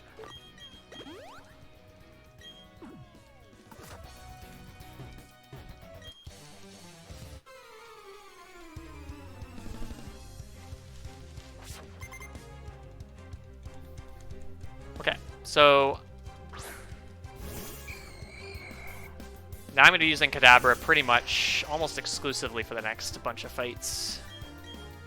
Because I need Kadabra to get as close as possible to that disobedience threshold without going over. And I'll explain why. There's a very, very precise amount of experience we need to actually hit in order to successfully get through the next gym leader.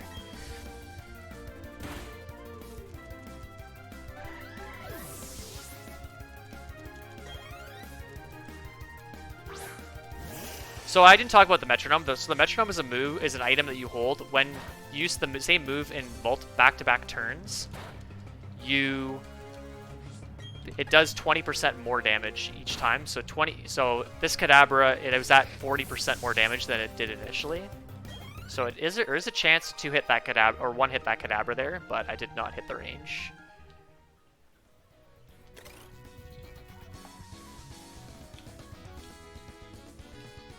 Okay, I was very paranoid about that guy.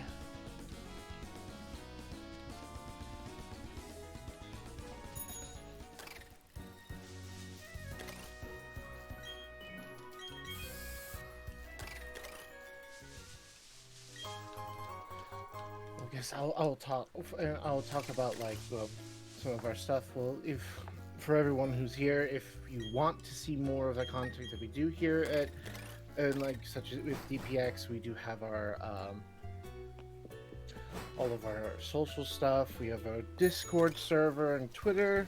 You can use !social to take a look at all of our different links and where we are. you can always use yes, use simple. Yeah, twitter.com /DPS speedrunning, DP speedrunning. And always you can head to DogPoundSpeedrunning.com or DPX Social for all of our information. That's all I need to talk about there.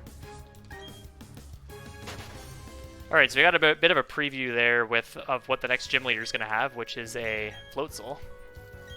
I do not want to pick the Ayapapa berries. I want to pick the Rost berries, please. Thank you.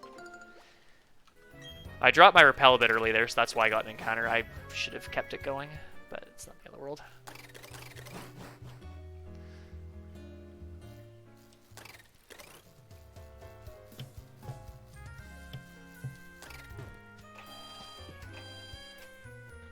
Okay, so here is the kind of the crux of the sort of early-ish game, early mid game.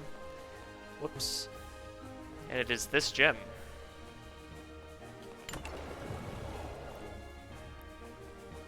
So Kadabra is currently set up perfectly in terms of experience. It is going to hit exactly level 30 at the start of the gym leader fight, but it will not level up to level 31 until after the fight. So the experience threshold, or the experience range you need to get that to happen is about less than 100 experience points. So if you're plus or minus 100 experience, you will either be underleveled for his lead, which becomes a very bad damage range, and he one-shots you, or you will have too much experience and be level 31 for his final Pokemon and have a chance to be effectively just not attack at all because you'll disobey. And his final Pokemon will also one-shot you.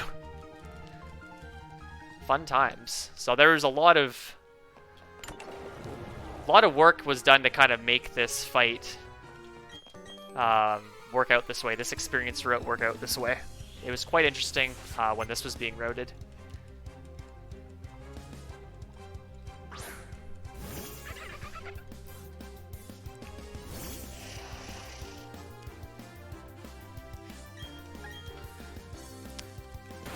Okay, I got Aqua Jet there, which criticaled, which is fine. I do want to heal the full. So, I had taken some damage from the Kadabra I fought earlier.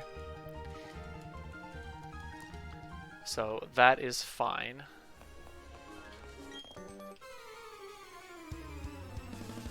But these Pokemon are all pretty easy, pretty simple one-shots. Don't have too much to talk about here. I did keep Monferno at a certain HP, and that will also be for this fight coming up against the gym leader, which I will also explain kind of when I do it. Or maybe after, depending how fast it goes. Which is another thing that's not required for the route, but it makes the gym leader a lot safer.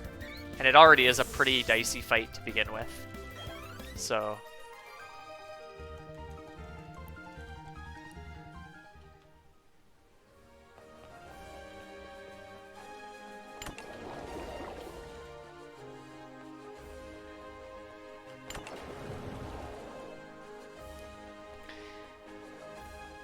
Because yeah, the big problem with Kadabra is it's got paper-thin defenses, so it cannot take too many hits. So pretty much this gym leader has very, very scary Pokemon that do a lot of damage, and you can't really set up on this fight very much. So you effectively need to be able to one-shot things without setting up X items.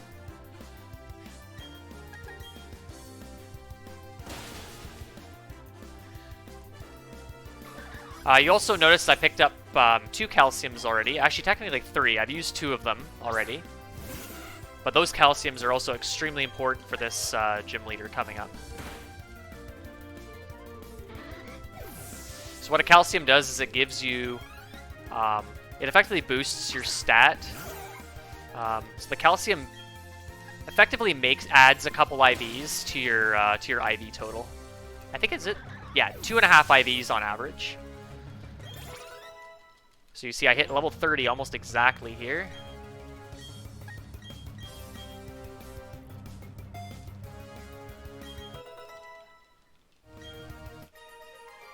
And so really, really useful for helping with damage ranges in certain situations.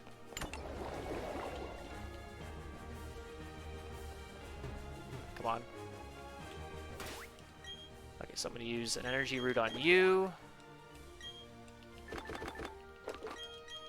Use the final calcium.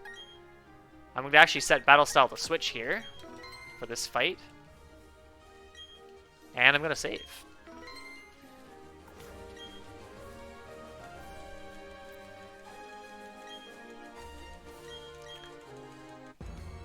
Okay, so this is the very last fight where I need to worry about disobedience. I do still not want to hit any optional trainers, but it's not as a dire situation if I do from here. Okay, so leading off is this Gyarados. This Gyarados hits pretty hard. I'll be using Shockwave. It is a 15 and 16 damage range. If I miss the range, I lose the fight. If at level 29, it's like a 9 and 16 or something, so it's not a favorable kill at all, so you need to be level 30 here. I switched to Quagsire here. This Quagsire has Rain Dance. If it uses Rain Dance, it makes his Wake's final Pokemon extremely scary, so I will be switching in Monferno here. Because Monferno has a move called Taunt, which prevents him from using Rain Dance. And my HP is low enough that Mud Shot kills. Whoops. If I had too high HP, I would not die, and it could be pretty bad. Descendant Kadabra, I'm going to use an X Speed. He's going to use Mud Shot. 54 HP is good. If he does the max roll of Mud Shot there, I have to heal, because the Floatzel will go for Aqua Jet and kill. Notice I'm still not level 31, I'm just slightly under, so I will not disobey here. So now Floatzel will go for Bite or something, and because I'm faster, it won't go for it. It won't be able to hit me, and I'll knock at it with Grass Knot, and because I have the Metronome equipped, I believe that makes the Floatzel a guaranteed one-shot as well. So very intricate fight in terms of routing. I cannot take credit for putting that fight together. Took a lot of effort by a lot of people.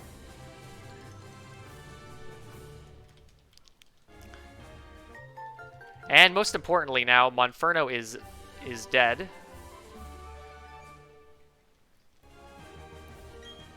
So that, because of that, Monferno is not going to level up and gain any more experience, and therefore it is going to be used here and there for some double battles, but it's not going to gain enough experience to evolve, and that's going to save time because I don't get to see the evolution cutscene any later in the run.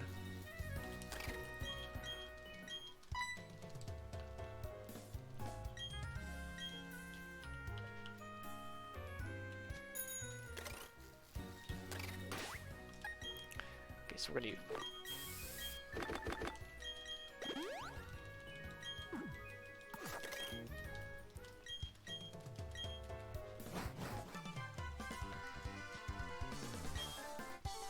Okay, so another rival fight here.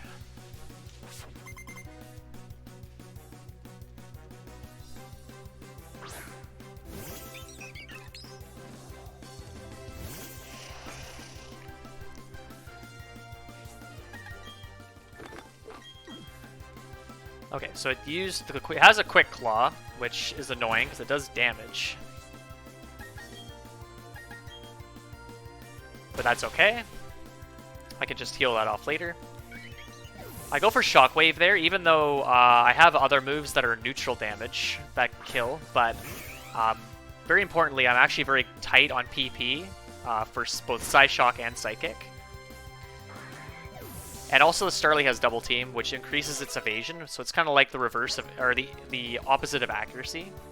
So it makes it harder to hit, so Shockwave is a move that never misses.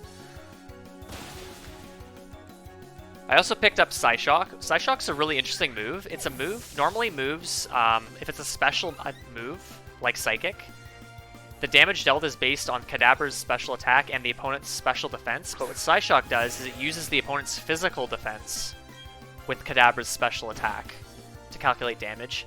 And that's a really good move to have, because there's some Pokemon I'll be fighting later with really high special defense.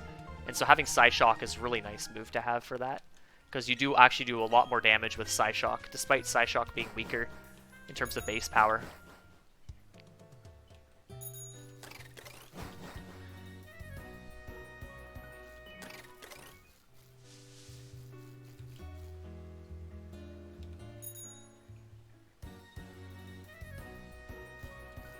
She just...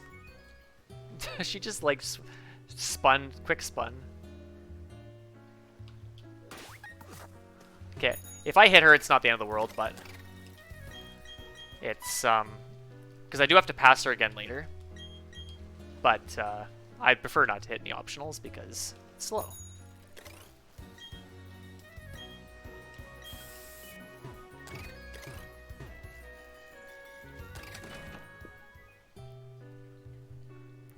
Okay, so there's a free heal in that hotel. I do not want to take that free heal because Monferno is fainted currently, and I do not want it to gain experience. And I could drop Monferno in the box, but that's an extra menu to take Monferno out of the box later. So it's faster just to keep him fainted. Poor Monferno.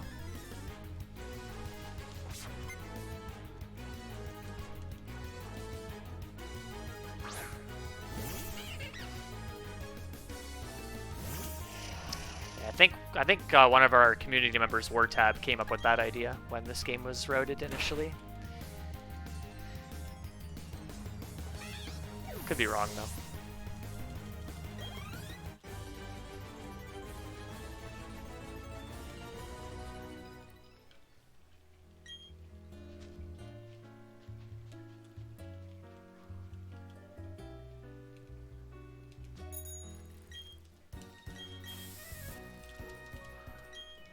Alright, so this is Cynthia.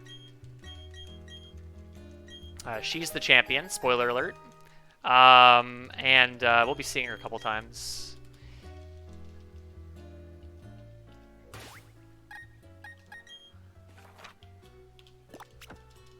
Also, we got access to fly, which is really nice, so I can actually just use the town map and fly between different towns. So I'll be heading back to this town. Oh my god.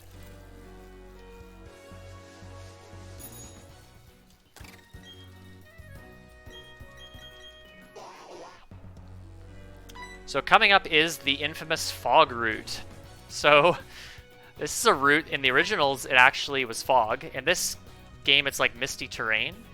What fog does is it increases the evasion, I think, of opponents, which means moves are effectively very inaccurate.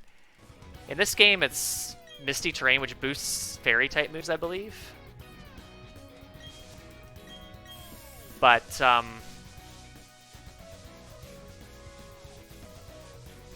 it doesn't make moves inaccurate. The downside is I still won't be able to see a thing in here. Or mostly.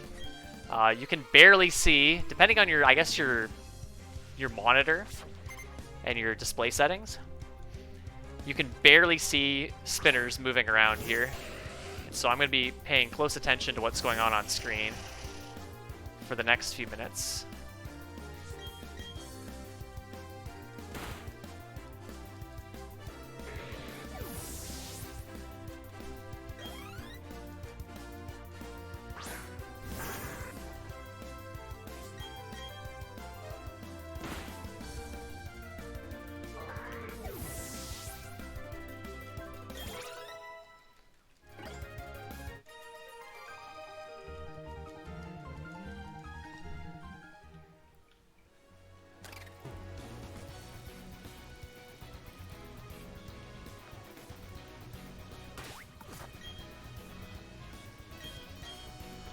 I really hate how that repel always runs out right in front of that spinner.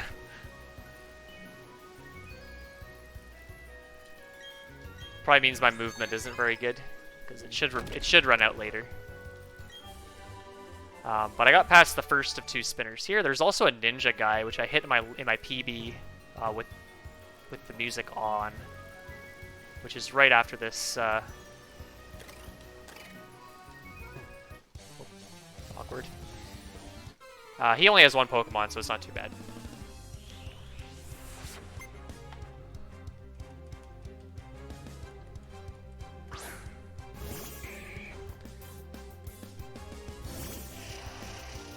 There are some people who run this game with like an inverted palette, or they run the game with an inverted palette, which means effectively the colors are inversed.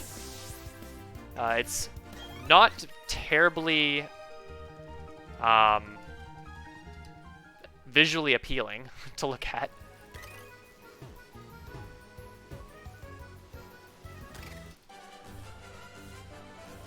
But apparently they can see easy in this fog route. I do not have such luck with that particular setup. This fight's quite interesting. These Pokemon, Hoothoot and Noctowl, which I'm going to be fighting here, they have really high special defense. So even though Psyshock is 80 power instead of Psychic's 90, Psyshock does a ton more damage to the Hoothoot and the Noctowl here. And it's the best choice to use on these 2 Pokemon. It's quite a nice move to have.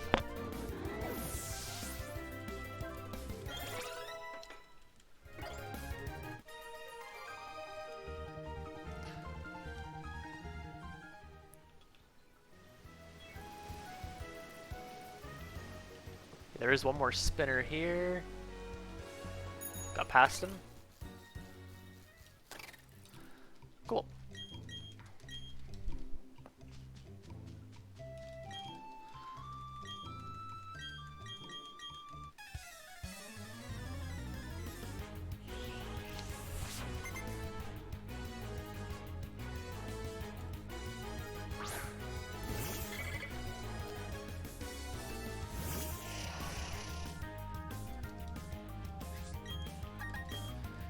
This trainer has got some interesting history in the speedrunning community for this game. There is a glitched route for this. I'm not super familiar with it, but I do remember one of the earlier iterations of the route, which involves a lot of going out of bounds and playing around with menus. This guy was known as the final boss because he was the final trainer you would fight. So I think what you ended up having to do is have to catch, like, YOLO Ball something in the wild that was really high level, and then fight him with that, because you'd only have your level 5 starter at the time. But I'm not familiar with that too much because I didn't really get too involved with the glitched, because that was changing like crazy, because the game got patched a lot early on, and so people would route the glitched route, and then the next day it would be, or the next, like 2 days later, it would be obsolete because of patches and such, or even just improvements to the route, like new glitches being found. It was pretty wild.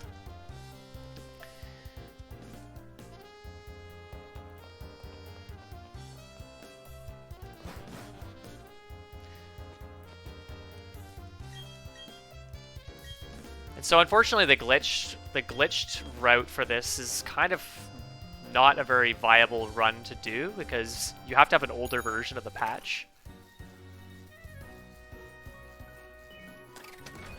So you can't upgrade your game, and so it's a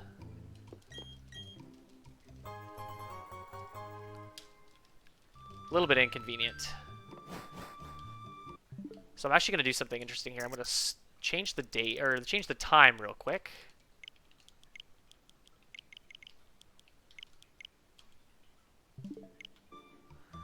So that guy in this house, he just gave me the Wise Glasses, which is an item that boosts my special attacks by 10%. And you get that item at night, and in the morning he gives you the choice specs.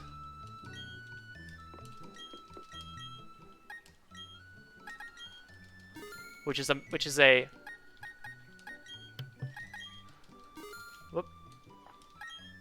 an item that when it's held, it boosts. You could only use one move, but it's boosted by 50%. And changing the date is totally viable. to do that.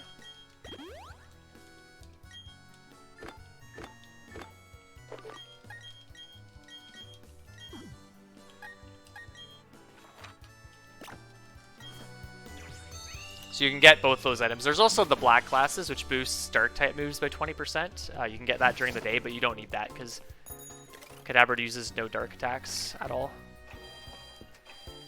So you can get two very, very nice items there, both of which will be used quite a bit in the run at various points. And so now is the Ghost Gym. So right before I flew to this town, I equipped the Rostberry, which is an area that heals burn. The lead Pokemon on Fantina here will have Will-O-Wisp, which is a move that burns the opponent. And getting burned is kind of bad because it also has Hex, which is a move that doubles in power when you're burned. So it actually just one-shots you. It's pretty bad. There's also like math questions or something here. And you go in the door that corresponds to the correct answer, but it's the same pattern every time. So no need to do the math questions.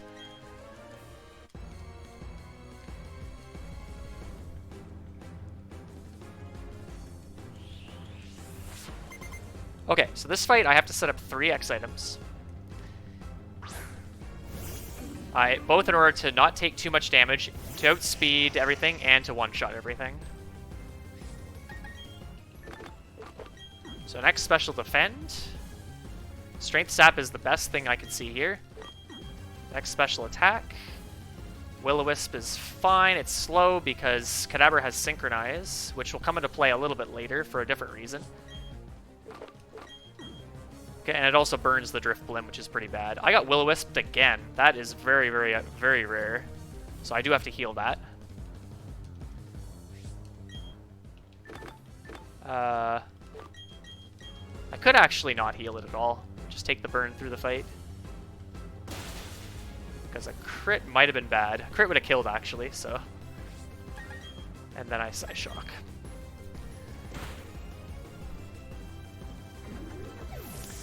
Because I'm using special attacks, if you're using physical attacks, if you're burned, your attack is cut in half.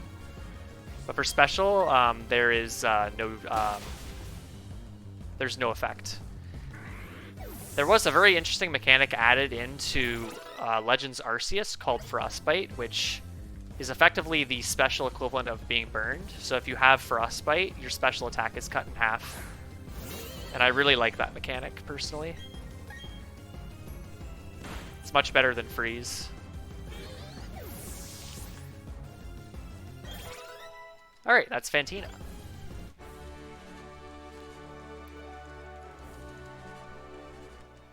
You'll see there I switched between Psychic and Psyshock. So Gengar's ability is well, it has 2 abilities.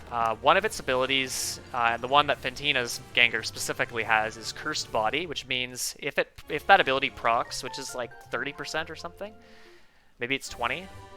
I don't actually know.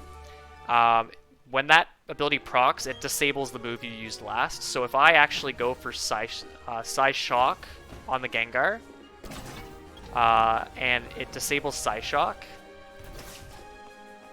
I'm not sure Psychic kills Mismagius.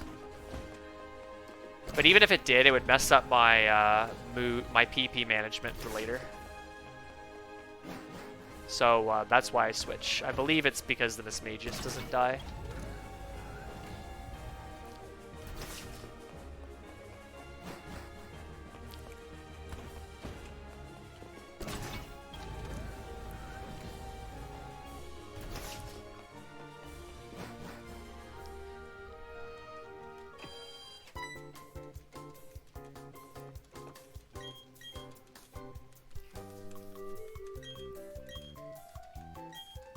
Okay, so bit of a menu here. And then equip the metronome. Then teach. Nope, not that yet. Teach Shadow Ball first. Shockwave.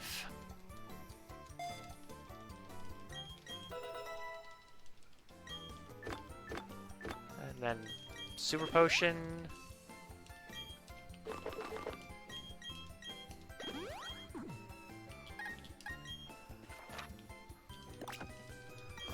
And use an Ether.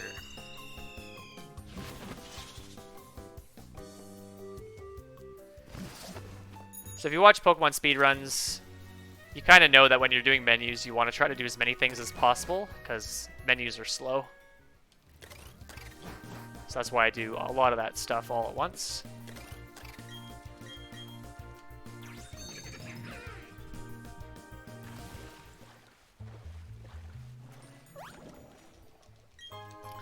Gonna pick up a very nice little rare candy here. Gonna be picking up a few more of these later. There's a few options, but these are the ones that I like to grab personally. Wait for this guy to turn.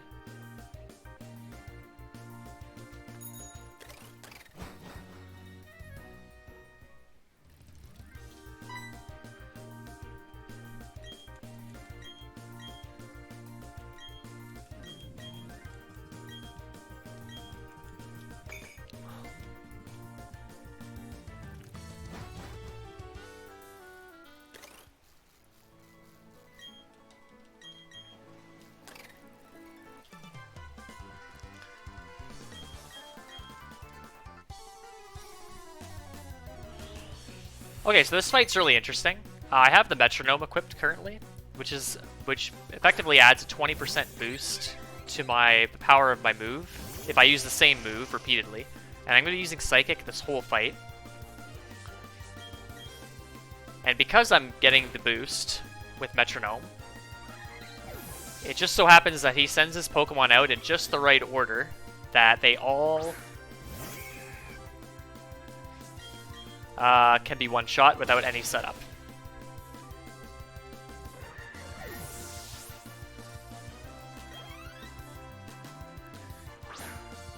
It's very convenient. He sends out the 2 Pokemon weak to Psychic near the beginning as well.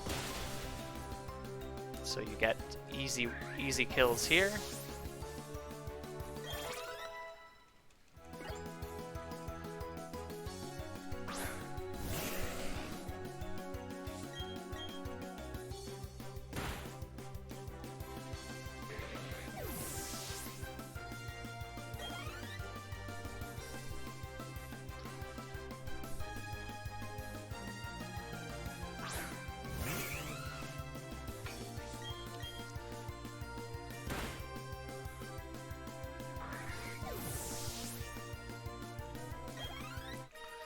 That Staravia also has a Quick Claw, which means it's got a 30% chance to go first. So it can troll a little bit there, but luckily didn't see it.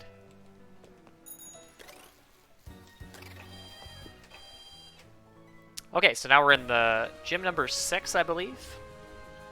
This is the Steel Gym. So this guy, first trainer I'm going to fight, is kind of scary because he has a Steelix, which always is a 2-shot because it has the ability Sturdy, so it cannot be 1-shot. It also has a move called Iron Tail, which is 25% to 1-shot me. Luckily I have autosave on. I got Thunder Fang. Oh, nice dodge. Okay, don't have to heal. Perfect. I do have to menu still, though.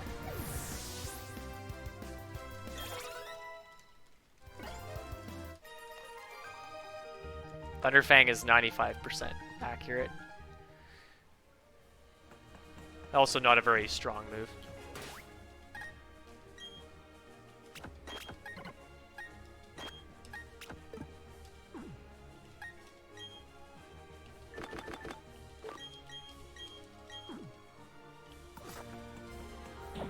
That guy's a spinner.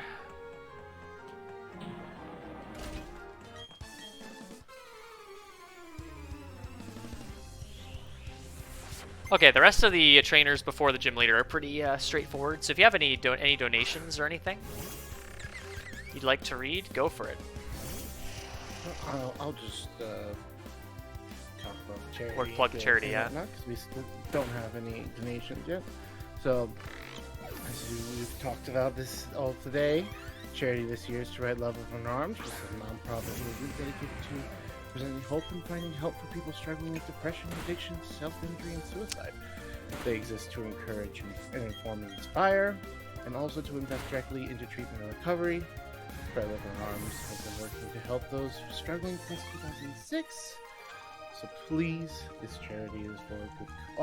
All the stuff is for a good cause. They help over 105 different unique organizations with the money donated to them. And since this is all done through Tiltify, we never touch a single dollar of it.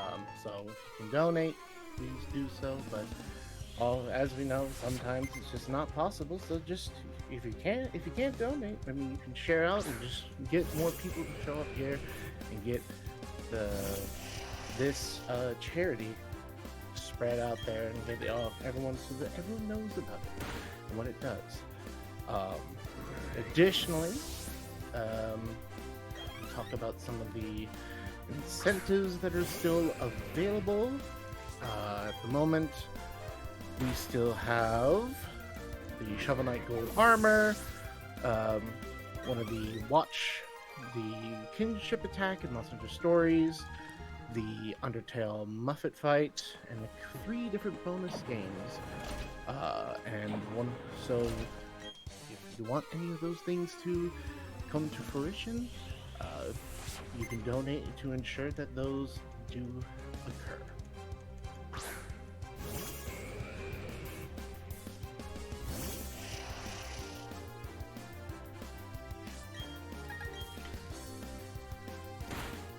All right, so you saw there while he was talking about the charity, I did not KO that last Steelix.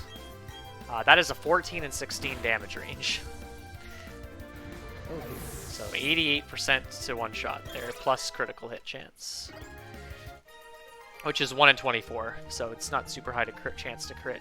Luckily, that thing cannot kill you, I don't think.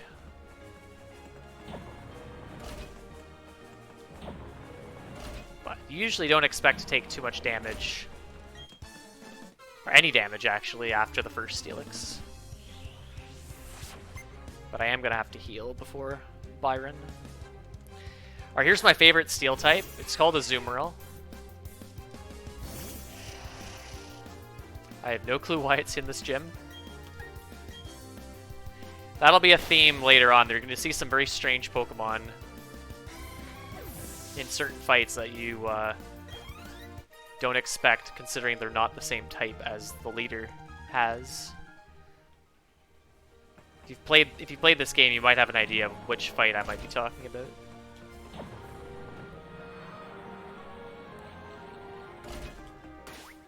Okay, so I'm going to heal...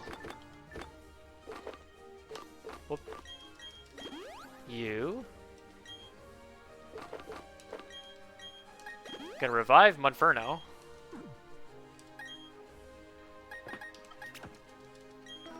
Set my battle style back to set. And Monferno is gonna come to the lead. So there's a couple ways to do this fight. There's a safe strategy and a not so safe strategy. I'm doing the safe strategy, which, depending on how unlucky I get, it can be actually unsafe. But that's not gonna happen. I won't talk about what happens though, But with this strategy, Monferno leads this fight. This Bronzor has Trick Room, which makes all slow Pokemon faster, and I do not want that to happen, so I'm going to taunt. I'm going to use Stealth Rock, which I taught a while back, which means I can only... Well, taunt forces it to only use Flash Cannon. And... Okay, did not get unlucky. He might heal here. Oh, he doesn't. Okay. Stealth Rock also makes the opposing Pokemon take a bit of damage. The next 2 Pokemon both have Sturdy. So by using Stealth Rock, Kadabra can safely one-shot both of them. So now I want Monferno to faint again. Bye-bye.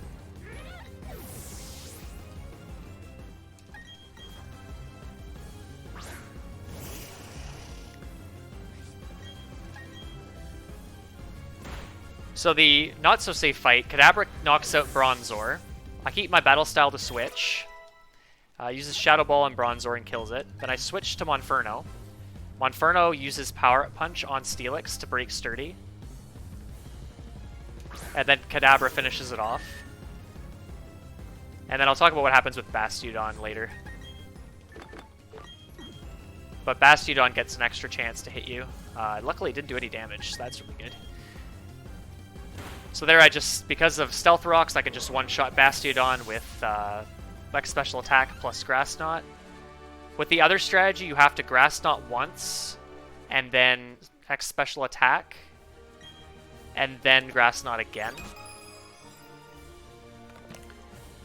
That Bastiodon, unfortunately, it has a berry as well. It's Citrus Berry, which heals 25% of its HP when it goes below half, which makes that a bit tricky to deal with. Monferno can die if it gets criticaled, or if turn 1 Flash Cannon lowers special defense, which is, I'd like to say 10%, might be 20. And if that happens, you have to like heal, and it's never actually happened, but it's to me, but it's, I can imagine it's very bad.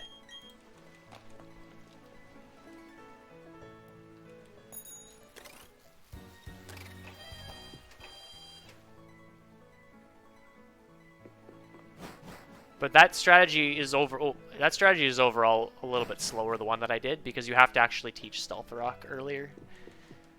Otherwise, I would just sell all my Stealth Rock TMs.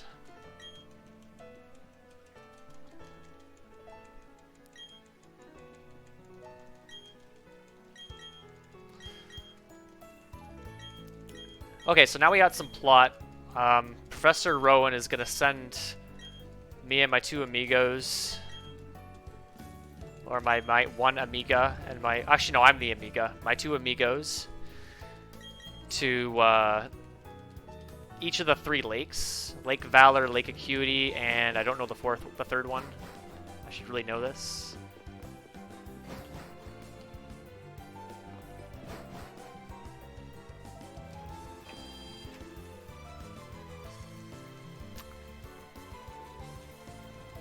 Yeah, I don't remember the third one. But there's 3 lakes. Each of them has a legendary Pokemon associated with it. Azelf, Uxie and Mesprit.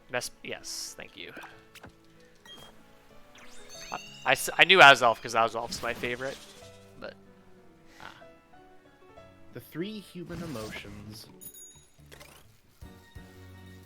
pretty cool Pokemon.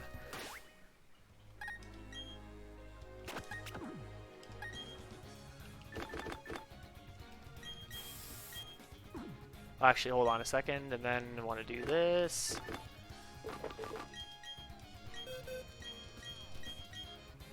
Teaching Dazzling Gleam, which I bought way back a long time ago. That's a fairy type move. I used those to use Repel. Now I want to make sure I get to use the Poketch. Odd 30. I'll explain why later.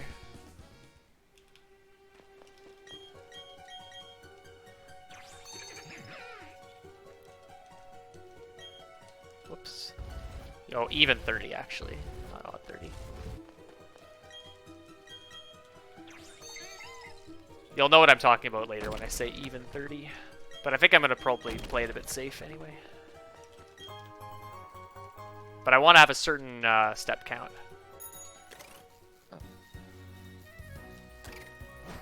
Later on.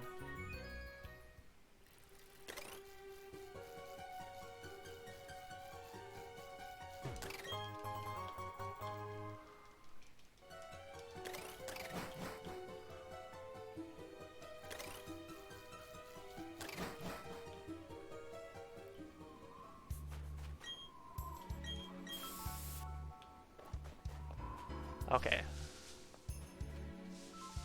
Some pretty banger music here. That's a spinner. I'm just gonna make sure the ski guy is out of the way. Oops.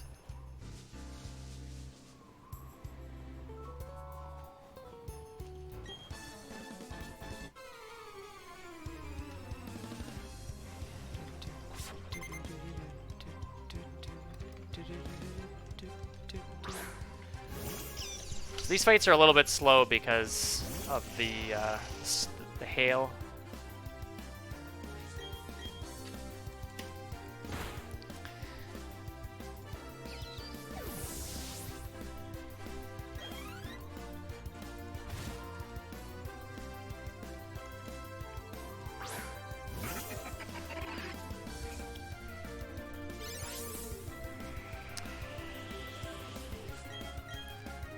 Yes, the reason why I'm using the Poketch is I'm going to be doing, I'd like to call it an exploit in the next gym. It's not a glitch.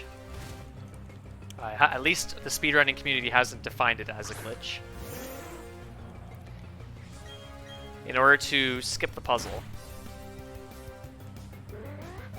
But I'll kind of, once I do it, I'll kind of explain, I guess, my reasoning as to why I don't think it's a glitch. Even though this is the glitchless category. Oh god, my movement. That's fine though.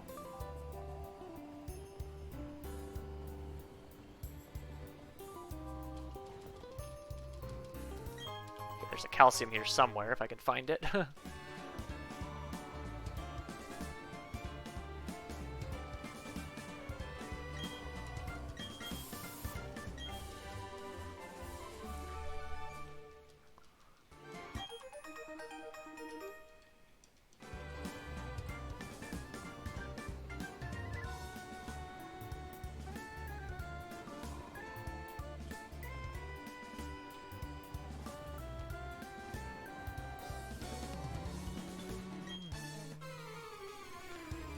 Okay.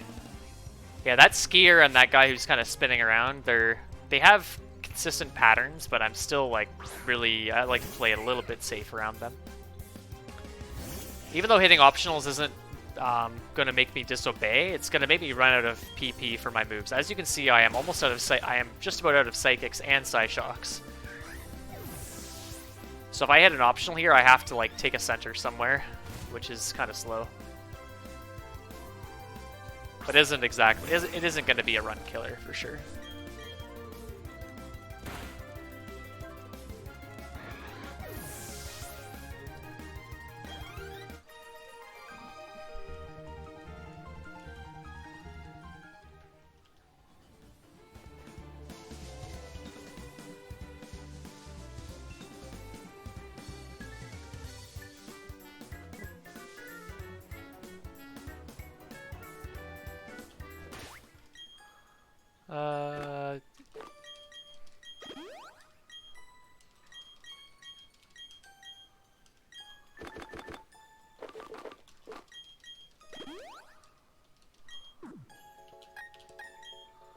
Then I fly to this place.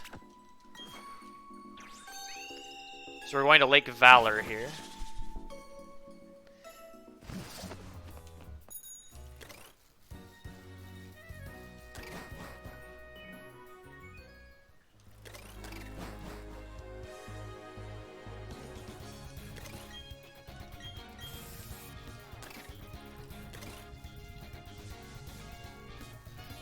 Ah! I'm just gonna make it off the bike.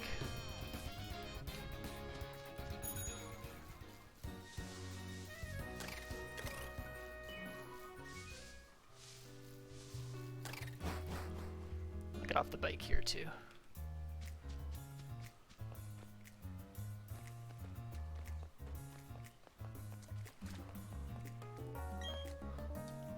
I'm gonna delay the rappel slightly.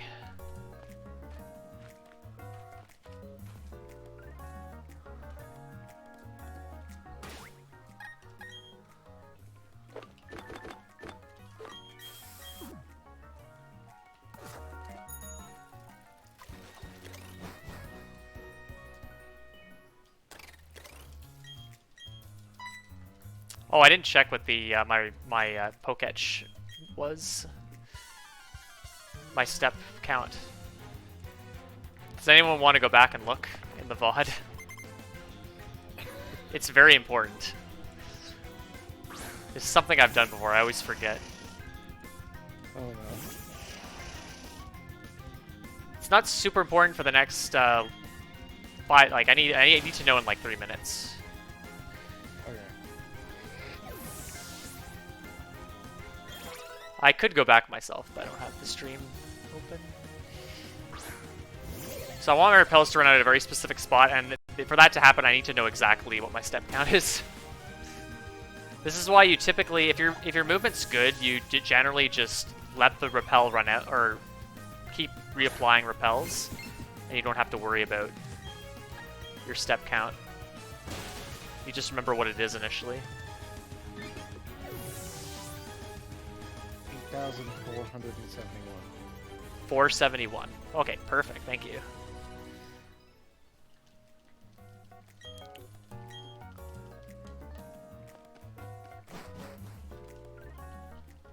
Yeah, someone else went in there and grabbed it and messaged it to me. Perfect. Thank you, mystery person. It was Zethros. Thank you, Zethros.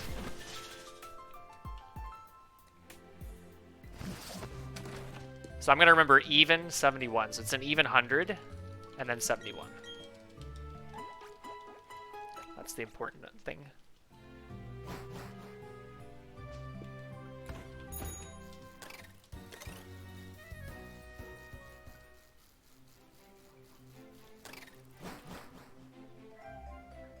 Okay, so this is Lake Verity. So there's Acuity, Verity, and Valor.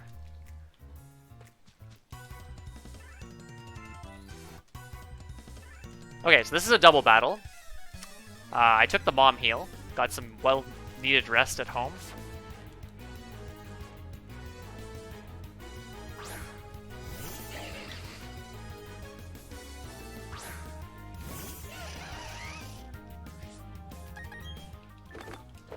That means Monferno is... Whoop.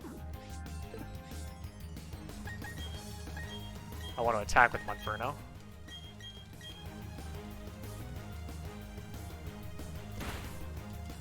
And sorry, just to clarify, that was the step count when I applied the repel. Just want to make sure. It seems like it is, because I think it took roughly 41 steps.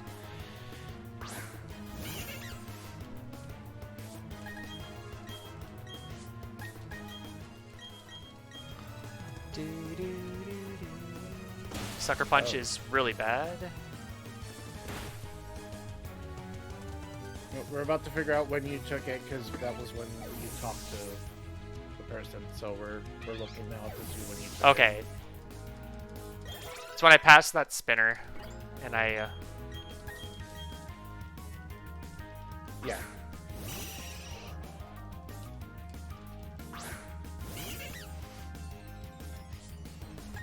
Whoop.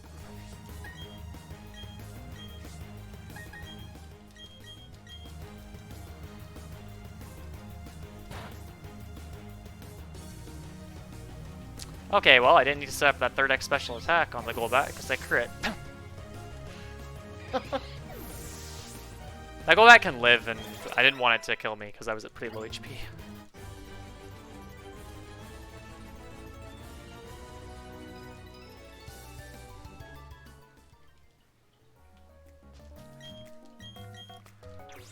Okay, so I'm going to do a quick menu here.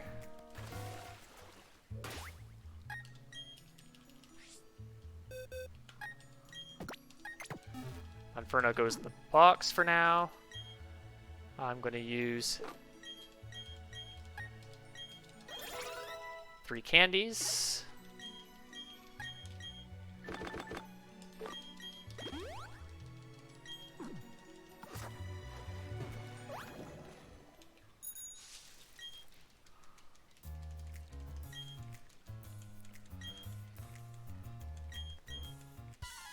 Okay.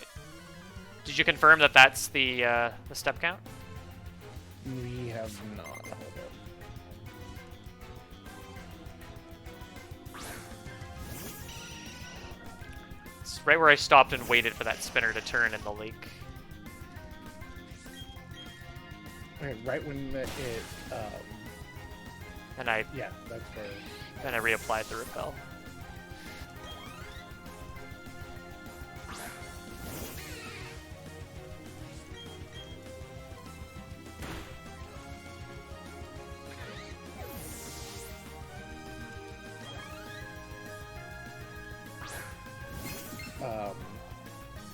440. Sorry, 450? 440. 440. Oh, I missed a range. Cool. That's a 14 and 16. 440. So even 40.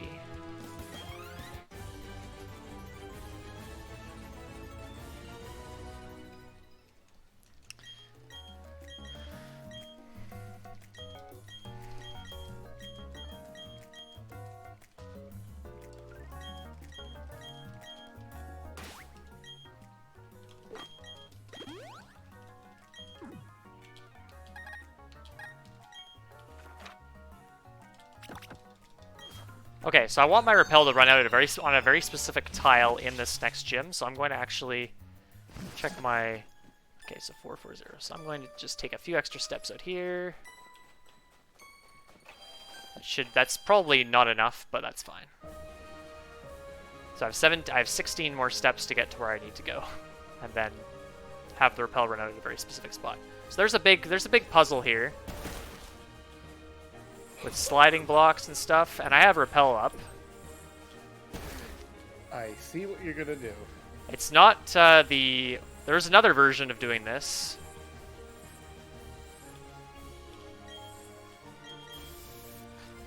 There we go. Thank you again, guys, for that. So, for whatever reason, when the repel text box comes up to refresh your repel, it stops you from sliding. So if you let it run out on that very specific tile, your repel doesn't, or the step, you don't get a step for each tile you slide. It's just the first tile you start sliding. So there was another way to do that where you kind of push your way up that wall diagonally, or the ice slope diagonally, or some really weird angle, and you would actually be able to walk up the ice. That was patched out though.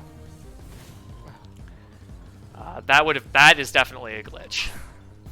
What I just did is not considered a glitch because the repel's running out where it's supposed to. And you're just using a repel in the gym. So that Sneasel outspeeds. It usually goes for Avalanche, which is a low priority move. So even though it's faster than you, it will go after you, and therefore you can just one-shot it. But that time it went for Hone Claws, which is very interesting. Luckily, it didn't go for Dig. It can also use Dig, which is really bad. And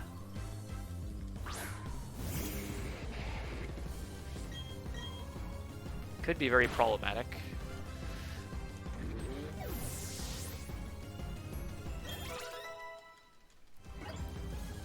Alright, that's badge number 7.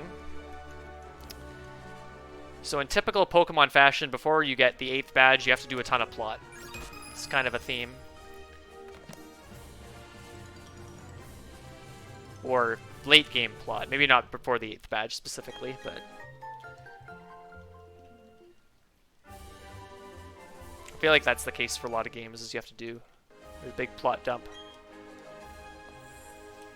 Before the 8th badge? Yeah, I know in Sword and Shield there's a lot of plot after the 8th badge, but not before. Oh, actually, come on.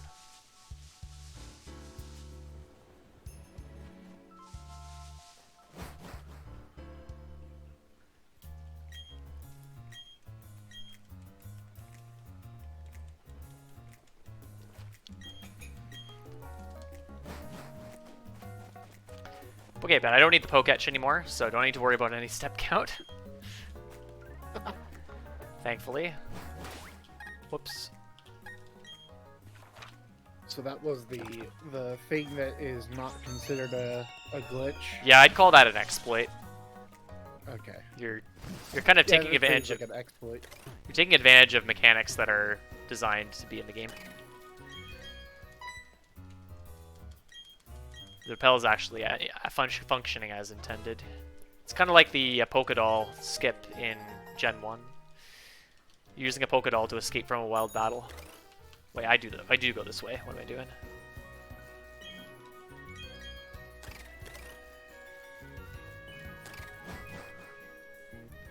Alright, so we got some Team Galactic here. Also some spinners.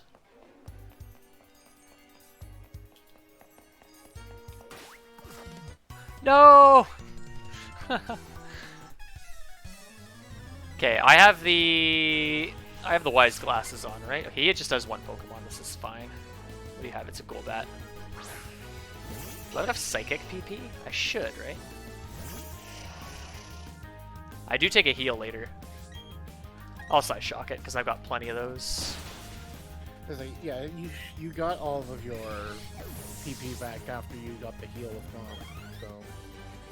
Yeah, PP is a little bit tight at some point, but I think it's fine for here. Okay, I do want to fight this guy, though. Okay, for all the spinners to hit, that's probably a good one to hit, because he only has one Pokemon, and it's not a super consequential part of the run where experience or PowerPoint management is an issue. So I'm not going to complain about that one.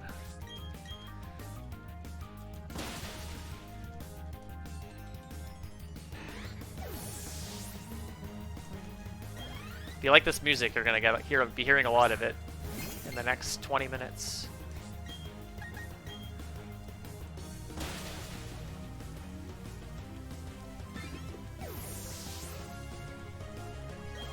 But yeah, the fights for the next little bit are going to be pretty easy. A lot of just grunt trainers. And then there's a couple really, really bad fights at the top of Mount Coronet.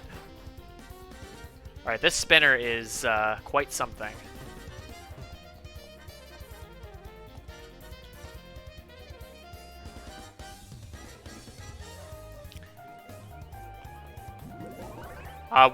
One thing I didn't really talk about with spinners is if you are running in a certain position relative to the spinner, they're more inclined to look in that direction. So if you actually run around and don't stand still there, she can just never turn.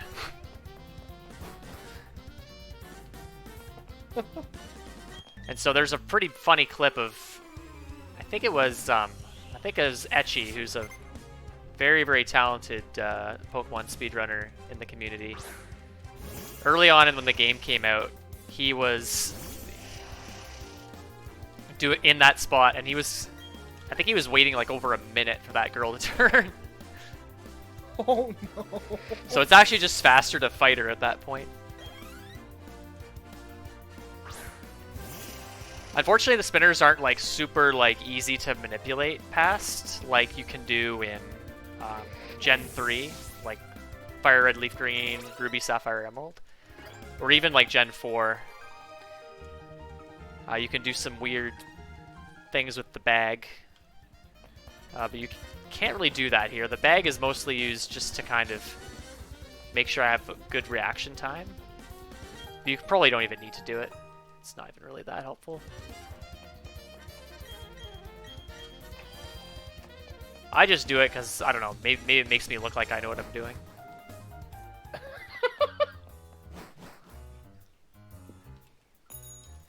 I look like a professional. Whoop, I gotta go this way. Okay, so I got the Galactic Key, and now into the Galactic HQ. There's another spinner I have to pass here.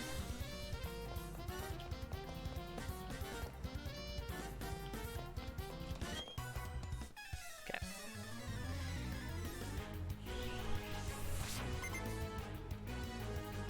So this is a example of a fight you could do as a double. I only have Kadabra in the party, so I would actually fight this one as a back-to-back single. I think I Psychic you. Yeah. There's some trainers that kind of come as a package, like they're a trainer class that's a two trainer battle. And those ones you can skip if you have one Pokemon in the party. But if it's two single trainers that are facing each other, you can fight them as a double or as two singles. So that's kind of how you distinguish them.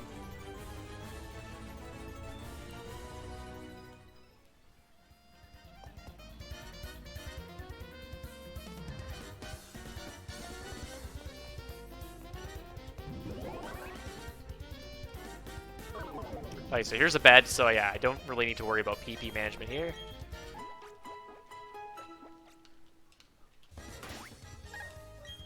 Okay, we'll do this.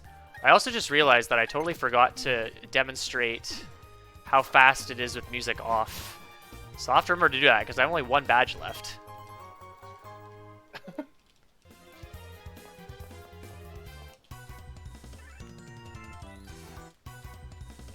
I'm guessing if you turn off the music, it doesn't do the like the do do do. Yeah, there's the like dun dun dun dun dun dun. You don't get any of that stuff. Ah, yeah. I should maybe check what my pace is before I do that, though. I might actually be on PB pace for all I know. Although I saved quite a bit. I got a Dazzling Gleam U.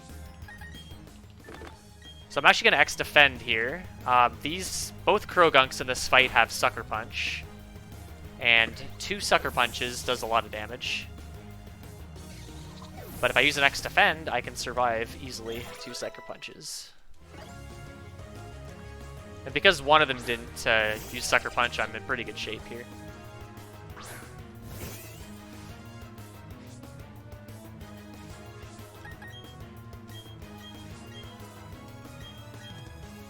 Nice. Don't have to heal. Cool. Yeah, anecdotally, it feels like they don't go for Sucker Punch if you have an X-Defend up. I seem to see it a lot when I don't.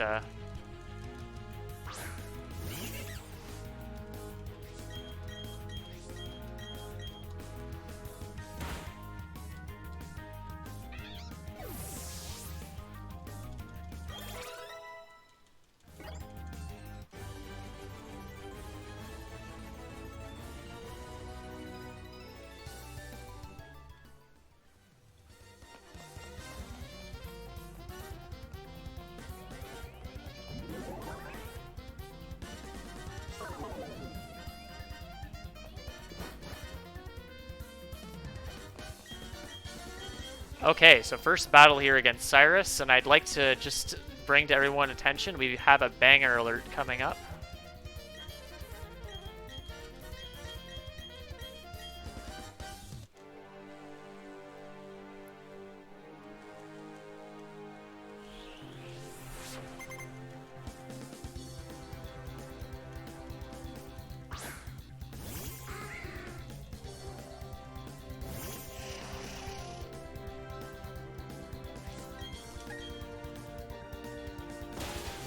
I love Murkro's stance. It's kind of going like... So good.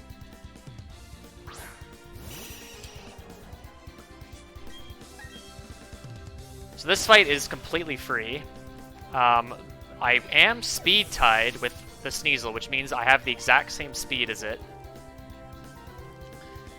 So it has a 50-50 chance of attacking.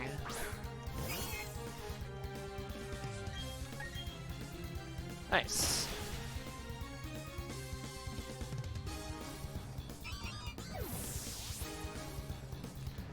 And a crit that doesn't help to boot. Love to see it.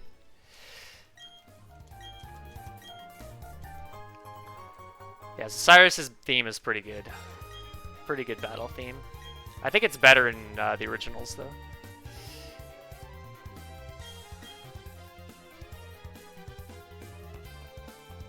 I don't remember Cyrus's theme from the originals. It's the same theme. It's just sound. I think it just sounds better. Yeah. It's a little more bass heavy, I think. The only theme I can remember from the originals is Cynthia's. Oh yeah, Cynthia's is good. I also not as good in this game. It's better in the originals. As an 8-year-old kid trying to fight Cynthia over and over again, and failing every time. She has a pretty good team. Yeah.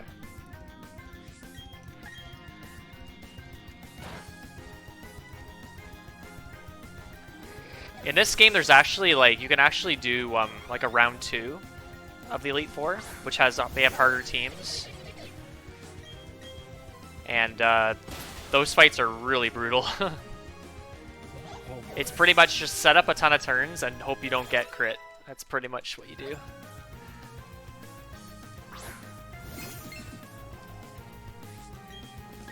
Oh, I used the wrong move. Damn it. Confuse Ray.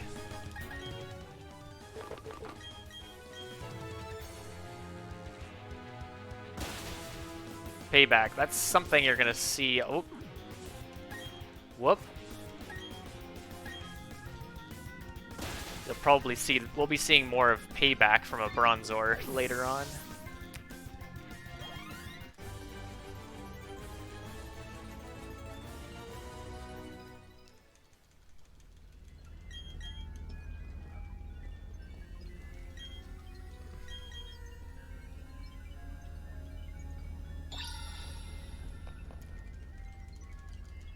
Okay, my Dazzling Gleam PP might be a bit messed up now, but I'm not sure.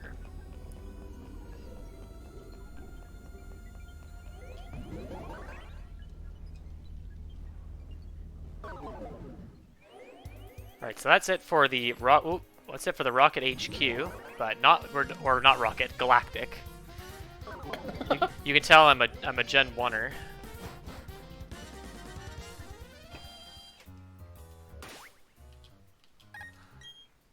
But we're gonna have more Team Galactic fights coming up in a little bit here.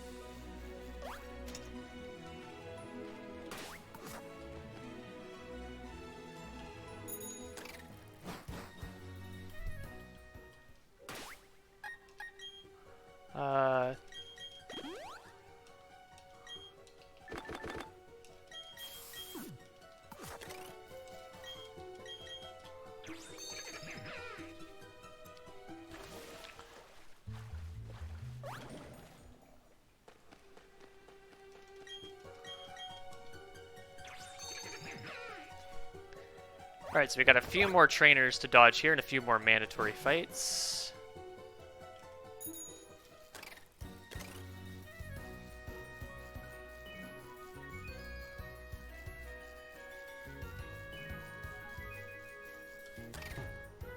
Whoop.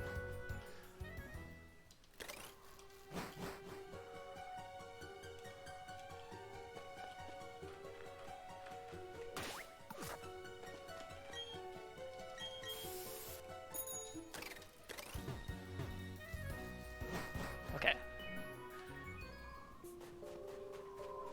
That's my least favorite part of this area, is those two.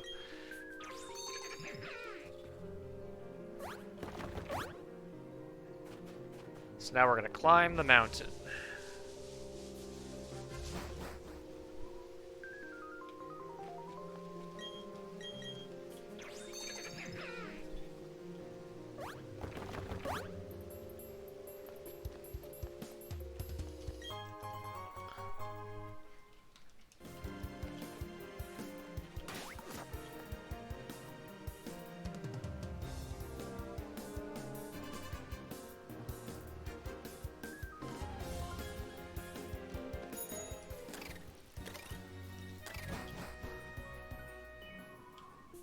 Okay, I'm gonna grab, there's a rare candy here. It's technically not required, but I'm gonna grab it just to be safe. It's gonna make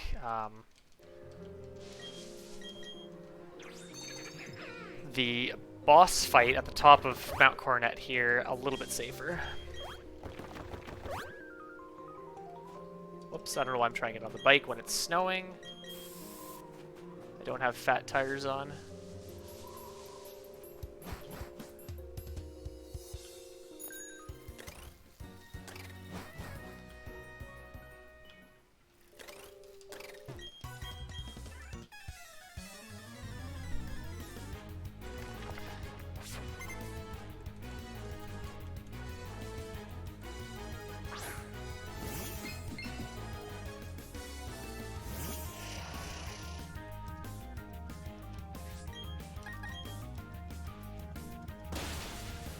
So I'm going to use that rare candy as soon as I level up.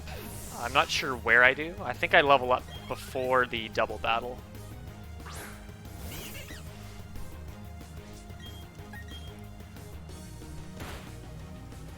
I also got an extra, I hit a Golbat by accident, so I'll definitely get the level up earlier.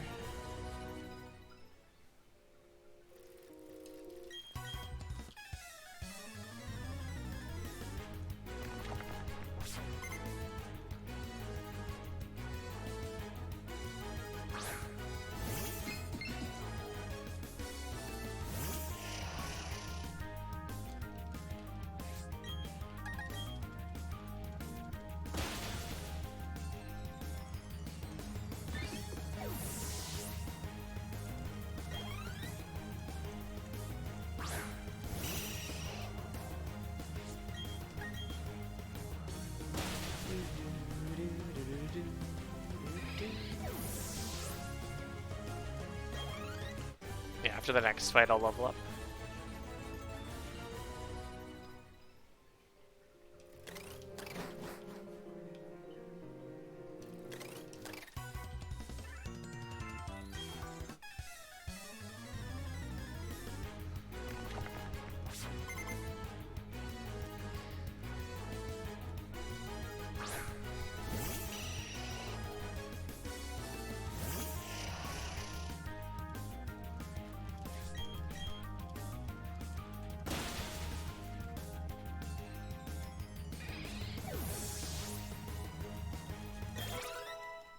A little bit earlier, but that's fine.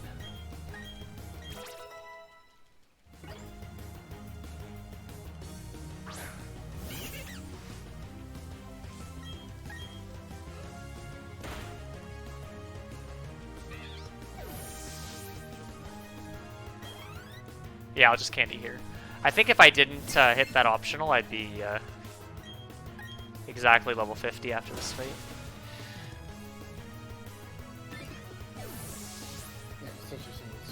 Golbat is worth a lot of experience. Yeah.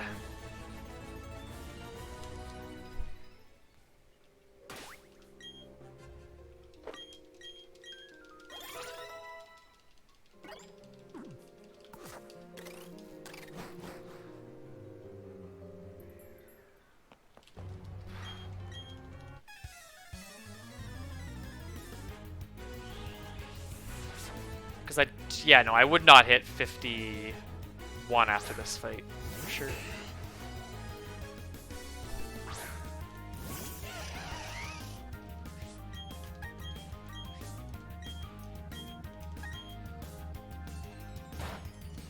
Okay, so Dazzling Gleam doesn't do very much to Dustox, but luckily I've got Monferno to clean up.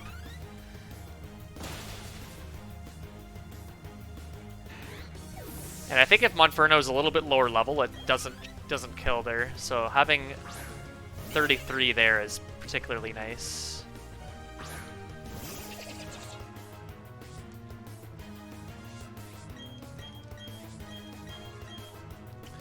Sucker Punch, it's fine. I have to heal anyway.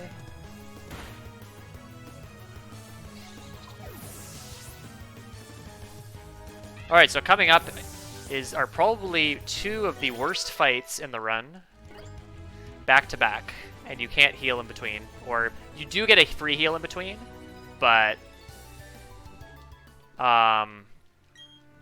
you can't like change your held item or something like that. Thanks for the good luck, Spider. So yeah, I do get a chance to menu before the fight here, right after this cutscene.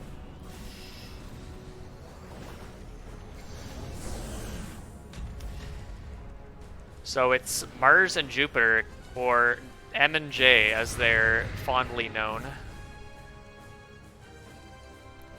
It will be a double battle against the two of them. Luckily we have our partner, Barry or Clint, whatever you want to call him. I called him Q by accident. He's not a very good partner. This is a fight that's kind of... it's known as a true double. There's some double fights where you control both Pokemon. This is a fight where there's the AI controls one of them. And,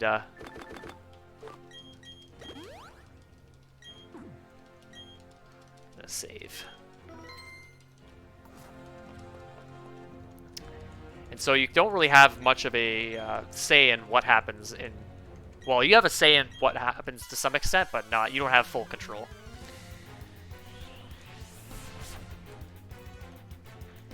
They both lead Bronzors. These Bronzors will, in all likelihood, use Payback.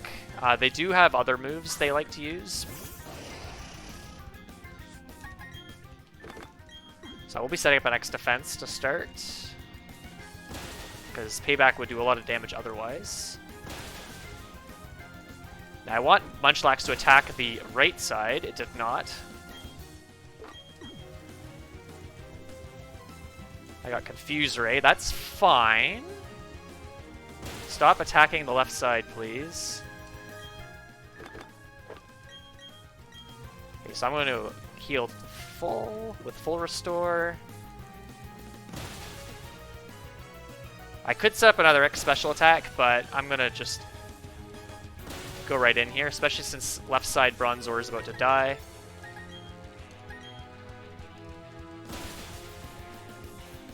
I also didn't get Light Screen, which is really good. I believe the right side Bronzor has Light Screen. But unfortunately, the left side Bronzor is dead, as well as the right side. I ideally want that Bronzor to be still alive. Which sends in these two. Now, I have to kill the Golbat first, because it has Haze. But the Skuntank is quite scary. Ideally, I want the Skuntank to attack Munchlax, which it did, thank you. If the Munchlax paralyzes Skuntank, that would be nice, but it did not, that's okay. Psychic the cat, get that out of there. And now there's only one half of the opposing field left in the battle. Okay, I got poisoned. That's technically fine. I'm not going to lose. And then I Dazzling Gleam this guy. It's going to die. Okay, cool. That's a win. But if you get crit, if you get confused at the wrong time, if Munchlax does the wrong thing, if the Skuntank attacks you, things can go really, really bad.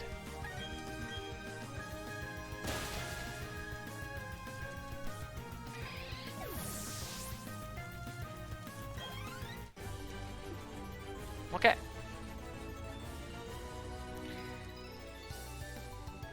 Alright, so next up is Cyrus, round 2.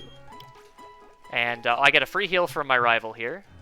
But other than that, it's pretty much back-to-back fights without setting up in between. So we saw the first fight. Cyrus had a Murkrow. He has now evolved his Murkrow into Honchkrow.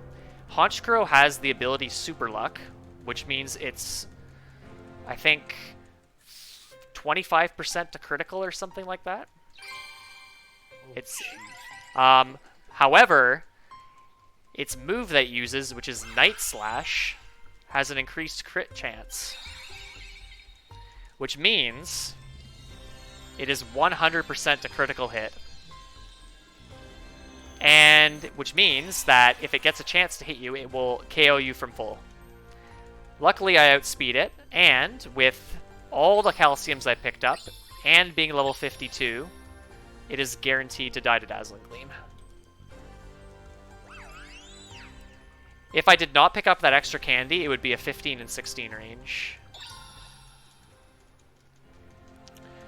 Which means you could, in theory, just lose to a 6.25% chance. Just completely lose your run to that. And if you're going for PB attempts, you're not really saving here, because you have to do both battles again if you die. Obviously, in a marathon, if I die here, I will have to do Mars and Jupiter again, which would be very cringe, but I've got a decent estimate, so. Okay. Now, just because Honchkro's gone doesn't mean I'm out of the woods just yet. He sends in Gyarados here. Now, I can't one-shot this thing.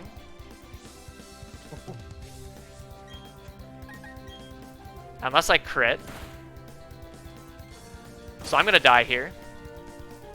Oh no! What am I gonna do?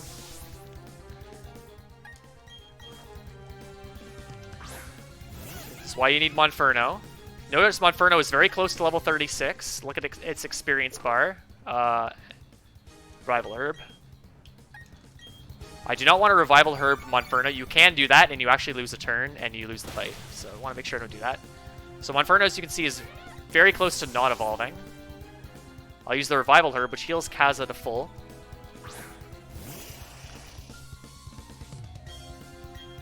And then I can finish off the Gyarados.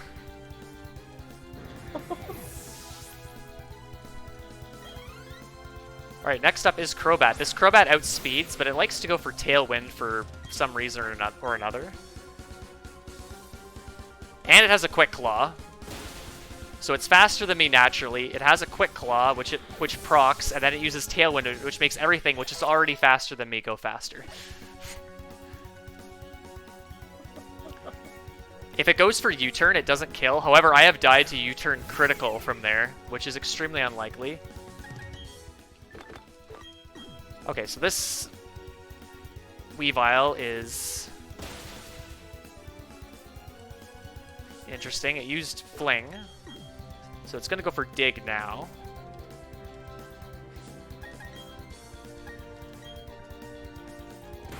And I got crit! Oh no.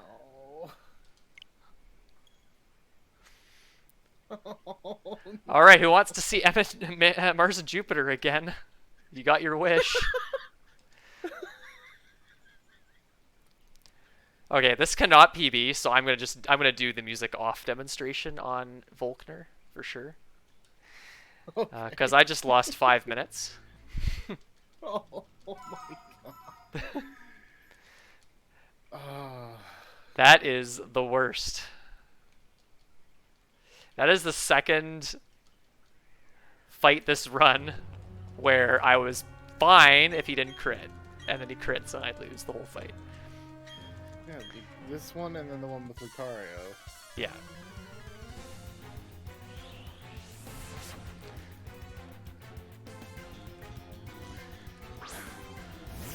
Okay, well. I don't need to explain this again, but we might see something different, so...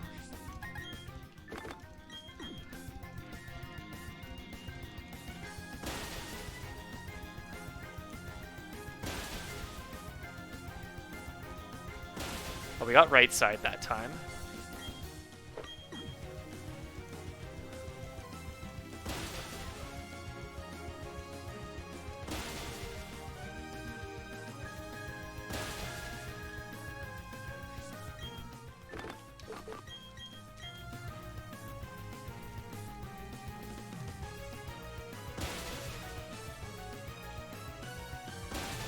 So far, so good.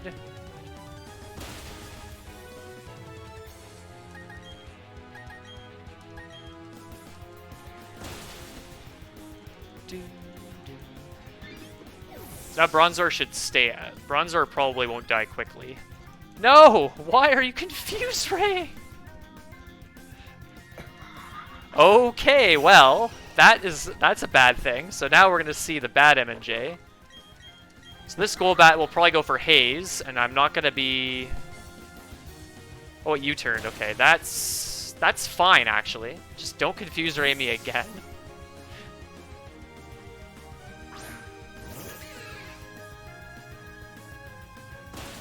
Okay. Body slam, that's...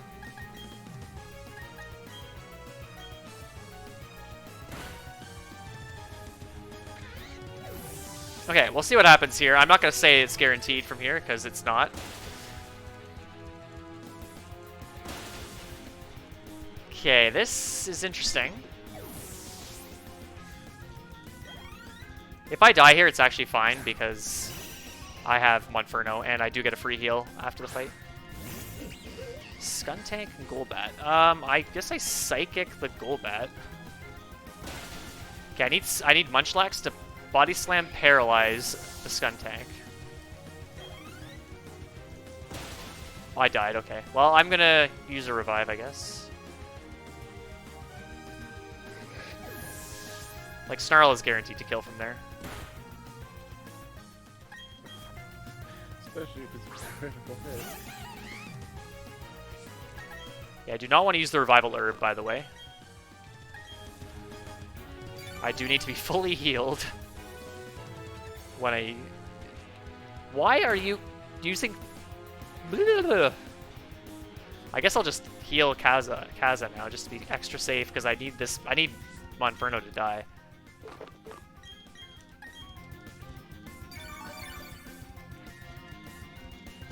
Okay, Belch will do it.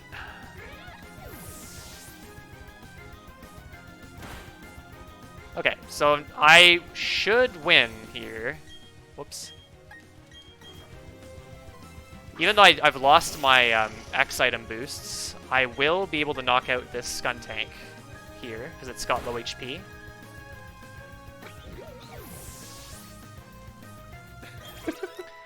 Okay, we did get a $10 donation from my friend Matthew saying, here's 10 for the sad defeat. Sad face. Here's for Thank the you. colored hair people you keep beating up.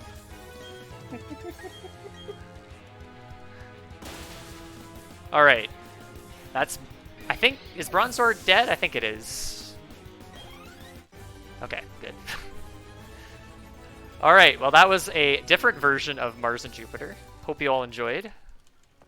Hopefully we don't get to see iteration 3. There's many iterations of that fight.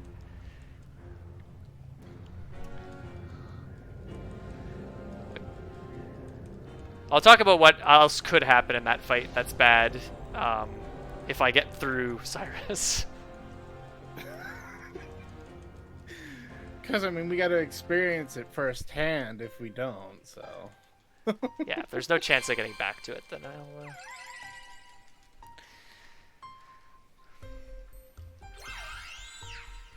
Okay.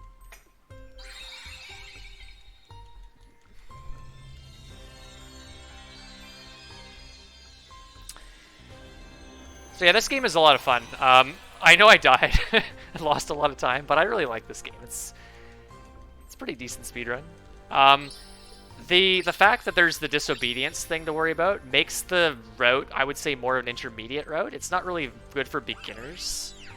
If you want to run this game and you're a beginner, I would recommend getting Brilliant Diamond and running the Scyther route because it's significantly safer and you don't have to worry about disobedience. But if you're comfortable and you're able to learn how to avoid spinners and optionals and all that good stuff, the Kaza route's very, very good, and it's obviously the fastest route. All right, here's Honchkrow again.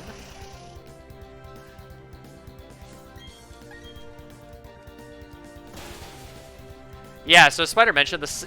You have to catch a Scyther. It has to have the ability Technician, which is 50% chance, and it also has to have good attack as well, I believe. So, but once you get the Scyther, it's super, super fun. It's super clean. I've never done it though because I don't have Brilliant Diamond. Oh no, Kadabra died. Who could have seen this coming?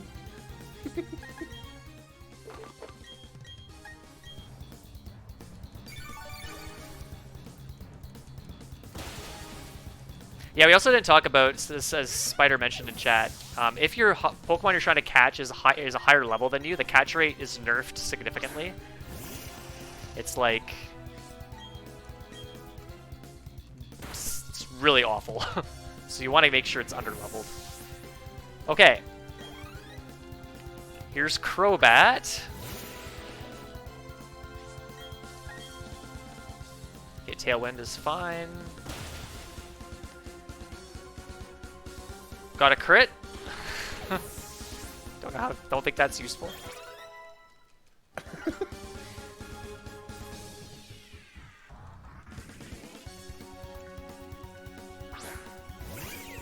Alright, Weavile. Let's see what we get here. We got Dig that time, which is the faster way to do this fight. We lived! Okay. We get Palkia now. Yay.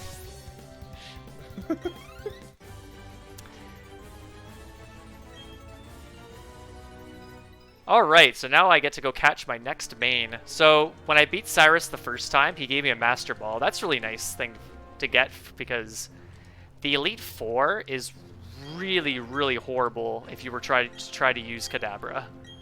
I don't think it's even possible with Kadabra. Luckily, there's this monster,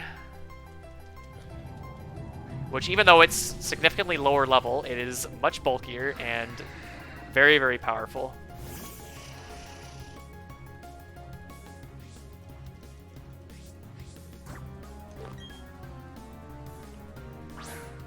And it's a free catch because of the Master Ball. Now, one thing that's important to point out here is Kadabra's ability is Synchronize, which means that, as we saw in the Fantina fight, when I got burned, Synchronize burned the Drift Blim. But what Synchronize also does is it forces all wild Pokemon, as long as Kadabra is there when you get the encounter, to have the same nature. So this Palkia will have a quiet nature like Kadabra, which makes routing a lot better.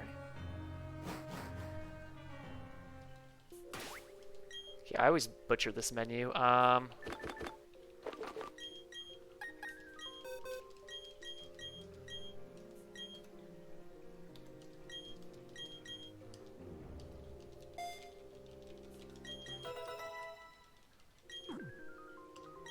Whoops. So,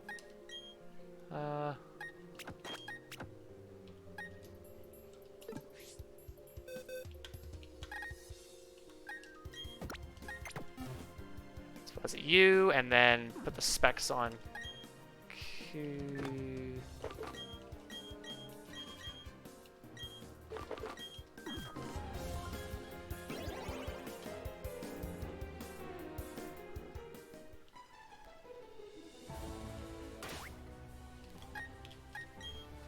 Temporarily forgot what I was doing there. But Palkia is not going to be used a whole lot for the next little bit. Palkia's ability is Pressure, which will... there'll be a text box that comes up every time you do a battle.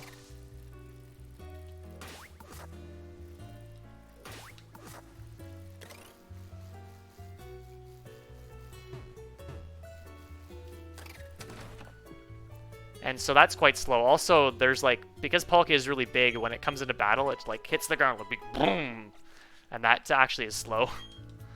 So,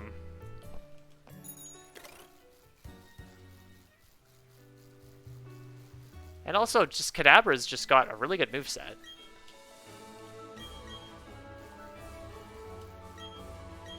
So it actually does a pretty good job for the next little bit.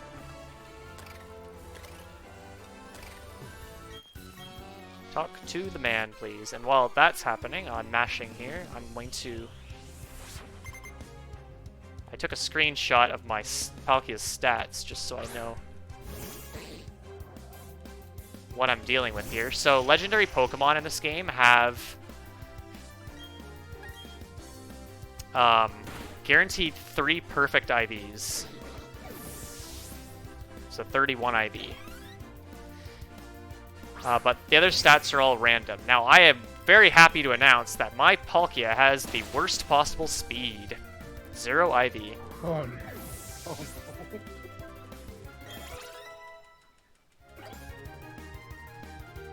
So its perfect stats are HP, attack, and special attack.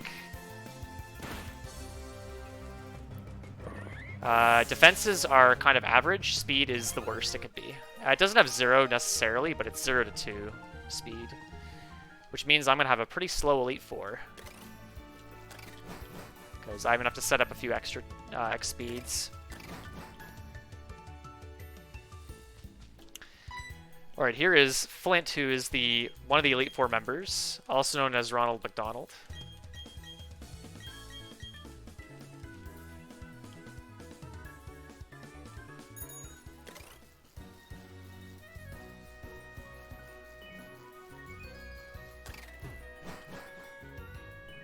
I didn't know that, Spider. Thank you for letting me know. Glad to see I can continue the trend. So, yeah, my PB with music on also had really bad speed. It wasn't nearly as bad as this, but it was only slightly better. So ideally you want to see really good speed and really good defenses, I would say, with pretty decent special attack and HP as well.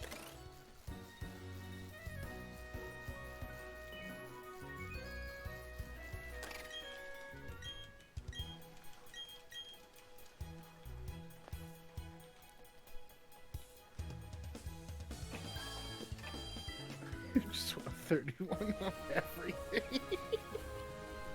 You can get that, it's just very unlikely because the other three stats are random.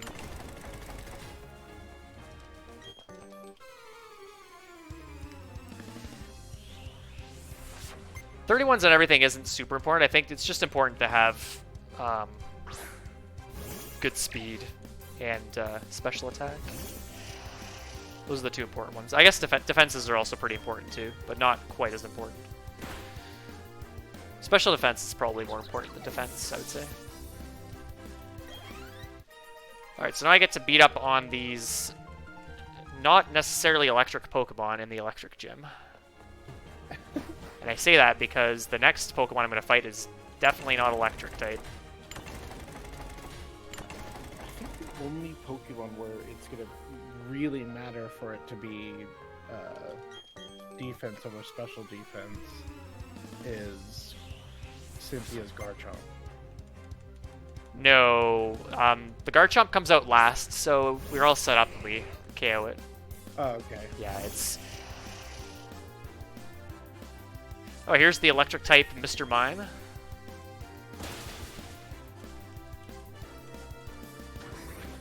There's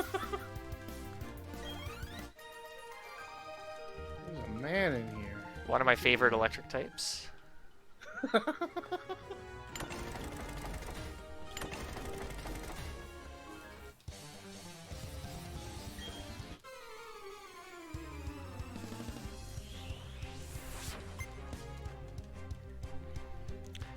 I'm playing a weird Emerald ROM hack right now, where they change the types on everything.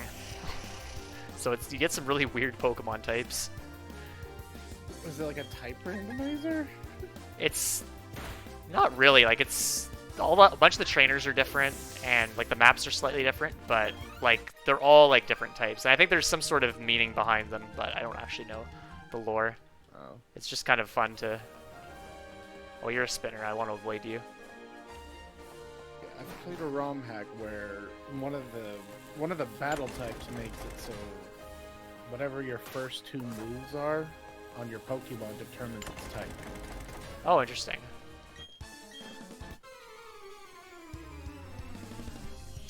Okay, here's another one of my absolute favorite electric types. You might recognize it. Oh. Very. I mean, it had an electric move earlier.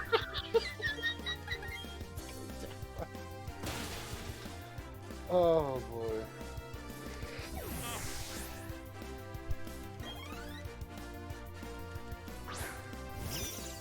Okay, so this... I mean, he is yellow, I guess. There's Raichu. I think that Raichu's a range. I did Candy. I'm not sure if it's still a range, though. But, no matter.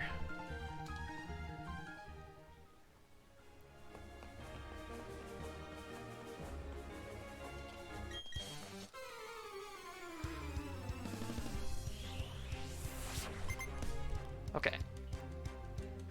2 more trainers to fight here in the gym, featuring four Pokemon, and 3 of them are not electric type. This is the only electric type left.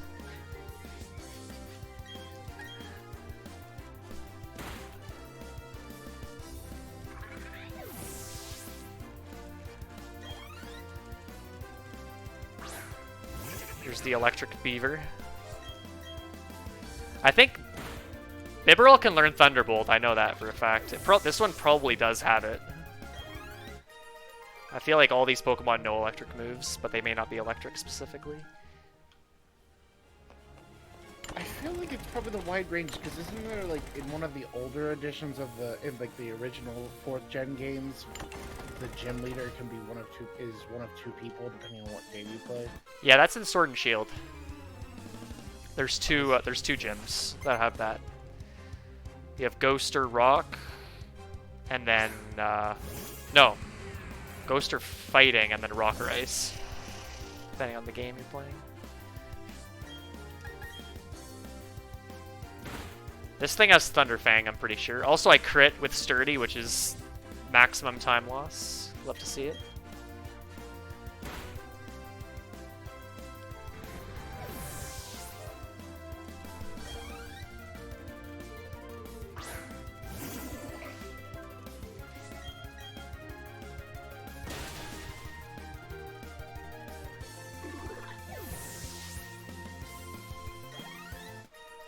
Alright. One more spinner pass. Let's get this guy. I don't like him too much. Ah!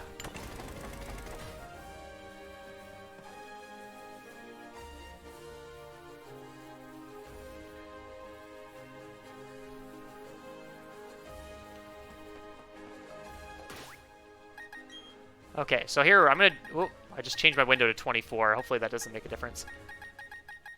Now it's gonna be very quiet. There's gonna be no music. Pokemon...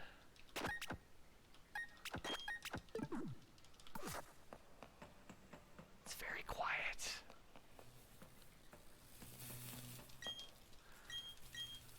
There's no music. So pay attention here. When Palkia levels up, it's going to go a lot faster, and then at the end of the fight when Volkner gives me his badge, TM, and stickers. I don't really understand the stickers thing, but things are going to go pretty quick.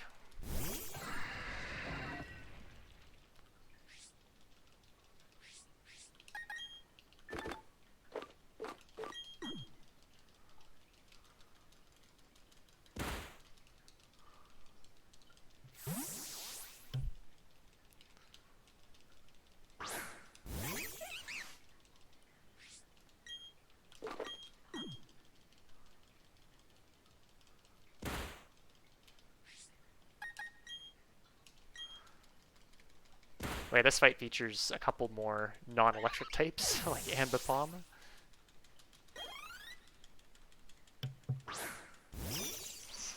Okay, so watch this level up here when I level up on Raichu.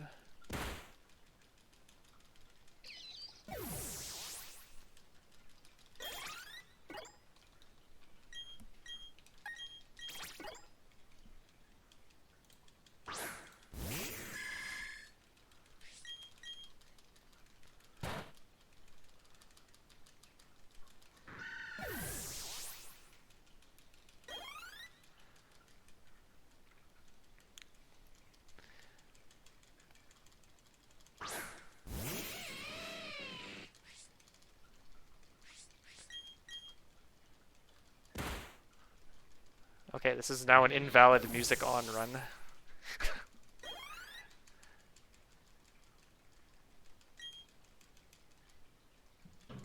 Okay.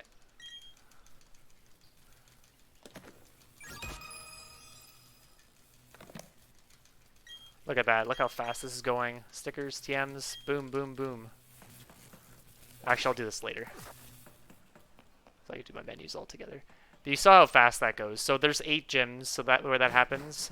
Every time you level up, it's faster. Every time you teach a move, it's faster. There's a few other things I'm probably forgetting, but you save quite a ton of time, like close to 10 minutes.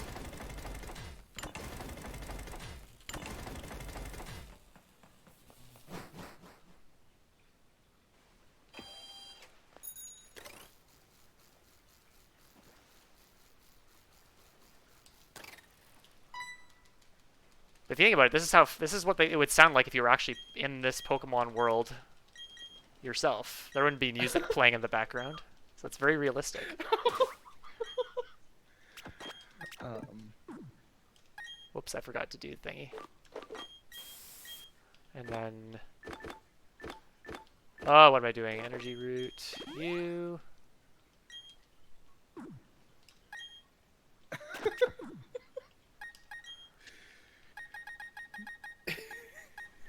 All the money you mug from the kids.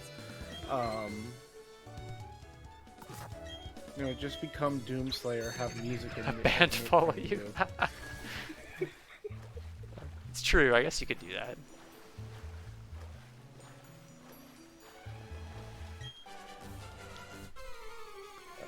Yeah, and the different gym leader thing I was thinking of is in 3rd gen and 5th gen. That's what 3rd gen? my brain was going. Yes, because Ruby and Sapphire had Wallace, and Oh, Emerald yeah, Juan yeah. was the last gym leader. And then in Unova for Gen 5, it was either Drayden or Iris. Oh, between black white versus black 2 white 2, yeah. Whereas in Gen 8, it's the same within the pair. There's differences. In between black white and black 2 white 2, it's actually Drayden becomes the 7th gym leader, and they get rid of the ice gym and turn it into a water gym. Oh, okay. I haven't played those games in a while, so. Also, shoutouts to the swimmer when he loses. He slams his own goggles into his own face. What a silly little boy. Paranoid about getting hit by that girl.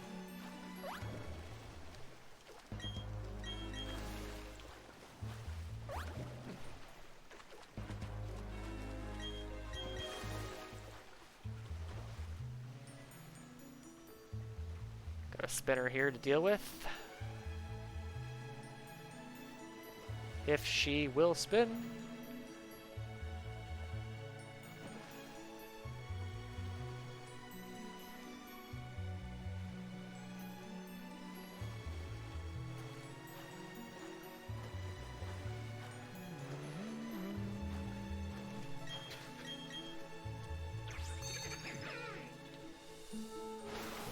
Okay, I think that's the last spinner, so I don't have to worry about those anymore.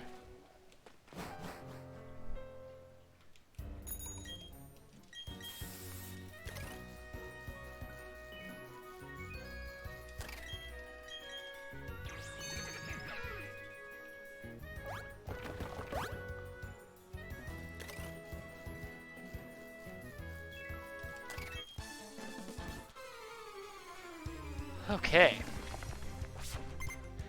So yeah, kind of like with the gym, like these fights just go so much faster with Kadabra than with Palkia.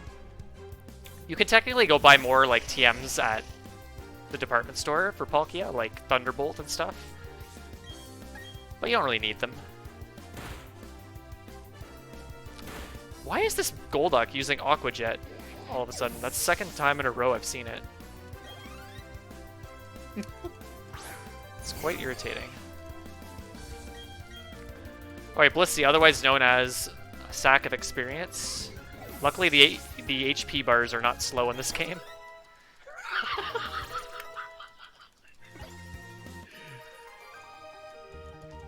You could like make a coffee in the time for that EXP bar to go down in the originals. Uranus Palkia is an electric type. It learns an electric move, therefore it's an electric type. It's true. Okay.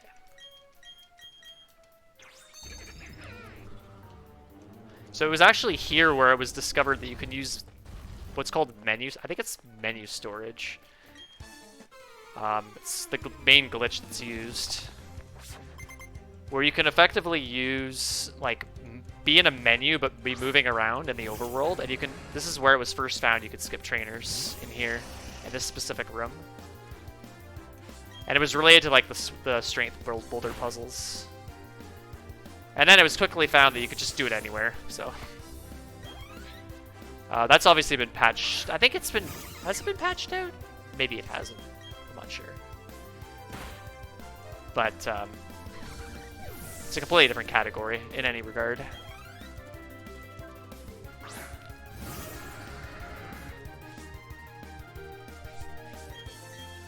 The glitch category was kind of interesting at first, but then it was changing so much. And then if you've watched a run of it, it's very short and it's pretty much just menuing. So it's not very interesting to both play and watch. But if you're seeing it for the first time, it's really interesting. So I highly recommend checking out a run of that. Not to disparage the hard work that gets put into that. Yeah, that's the any percent run.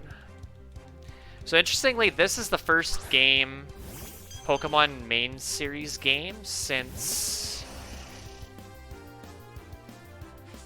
Gen 4 to have a glitchless and a glitched, and an any percent glitchless and an any percent category that are separate. Because there are really no glitches that could be used to make the game go faster in Gen 5, 6, or 7, or Sword and Shield.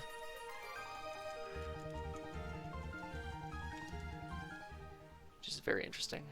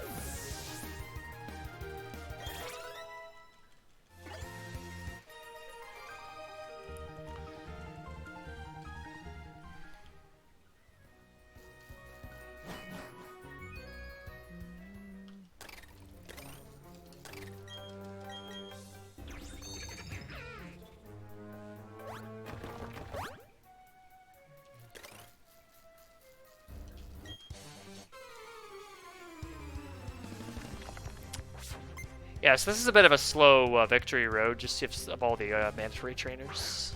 Some games have a very fast victory road with not many trainers in them.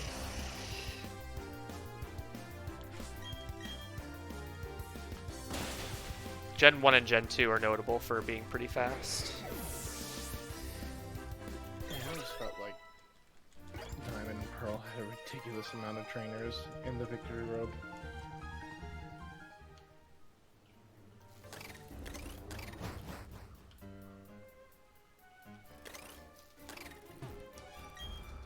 Okay, you can actually skip this trainer if you can actually surf across the other side before she sees you, but I couldn't do it there. I would still fight her.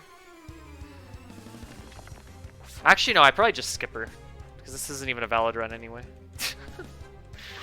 So if I did get the skip, I would just take it because I don't need the experience. Kadabra's run is coming to a close very shortly.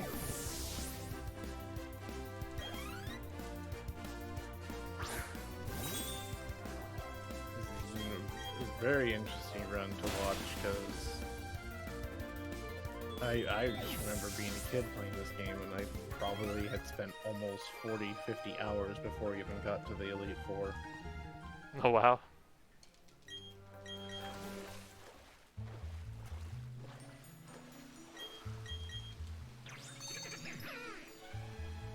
Yeah, the game I sunk a lot of time in as a kid was Schooled.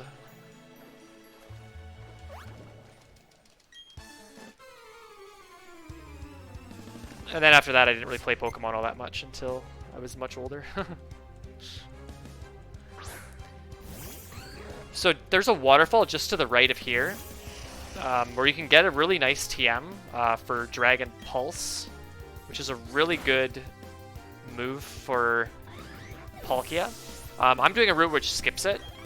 I think it's a tiny bit faster, but it's a little bit riskier.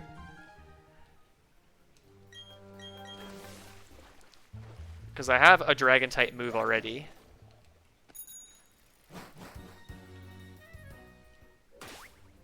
I have to use a heal here, so.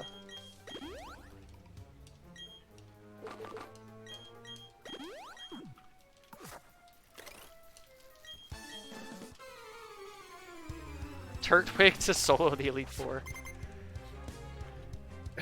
Sounds terrible. Well, evolving him to Torterra at least. Oh, evolved. Yeah, yeah. You could probably do this run with Torterra.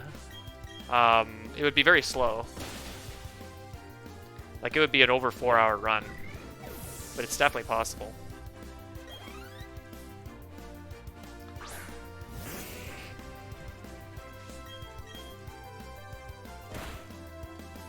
Alright, so this thing is sturdy, which is really annoying. It also has a bunch of annoying moves like that.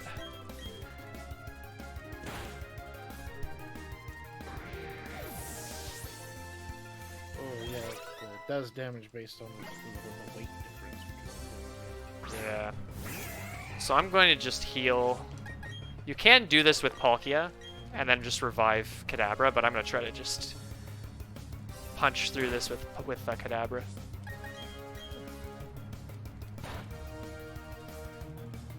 That's fine.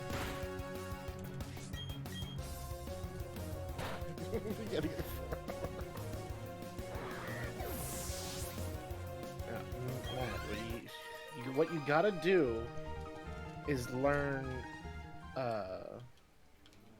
Undertale True Ending low percent and get a 50-hour run.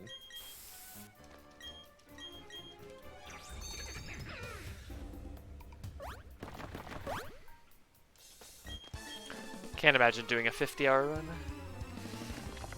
There are very obscure Pokemon categories that are long. I think it like Conquest 100% is like 50 hours long or something. It's ridiculous.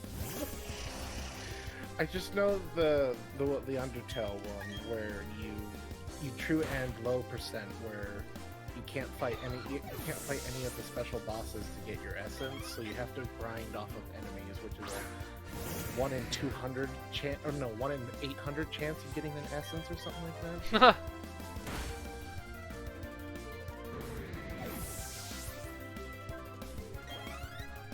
Sounds brutal. Alright, this is Kadabra's last fight. Let's all give shoutouts to Kadabra in the chat. It's all Palkia now. I don't want to be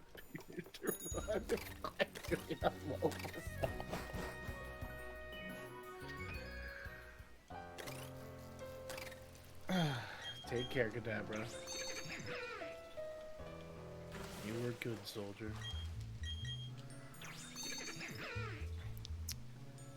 Yeah, so Kadabra's pretty good. People initially ran Monferno for the whole run before, but it was quickly found that the Kadabra is just so much better.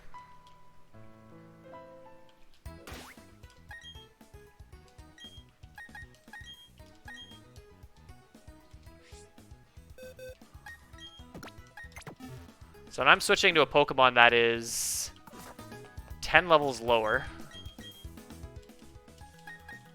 He can do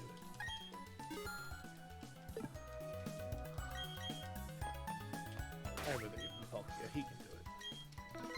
Okay, so I'm gonna save for this fight. This fight's not too bad, but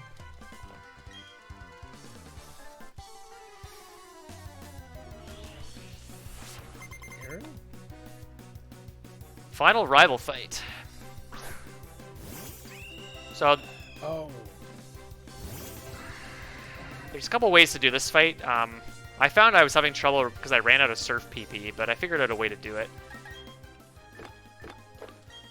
So speed turn 1.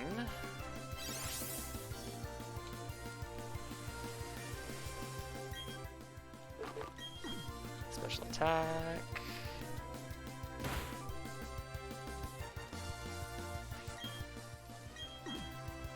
Special attack again.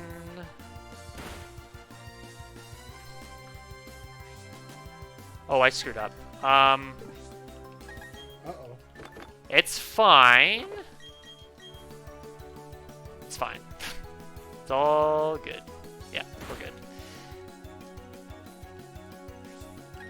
I hope I don't kill with Slash, though. So I have to use Slash once. That's fine. U-turn is okay. I'm supposed to Slash right away because I want to avoid seeing Rapidash come out. But luckily he didn't U-turn right away, so...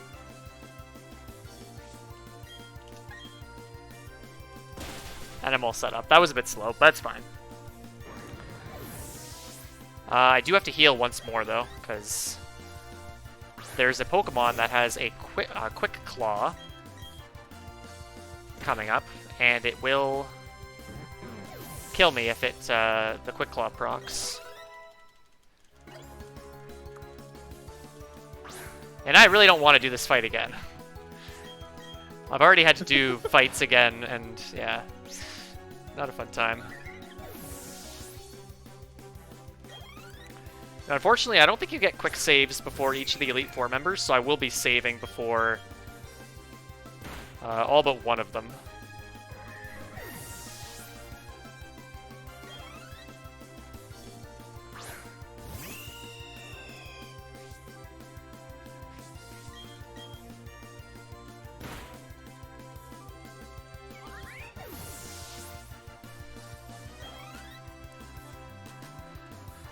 Yep, so here's Empoleon. Empoleon does about 66 average damage, so I'm probably dead. Whoops, let's do this. Full restore.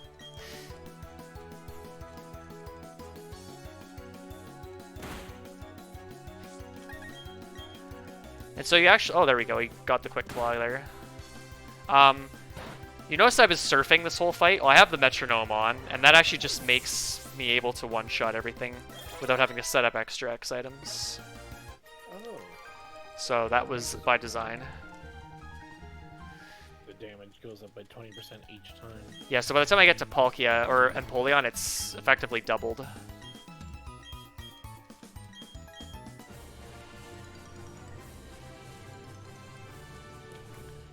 Okay, so you wouldn't hear that massive dun-da-da jingle if music was off.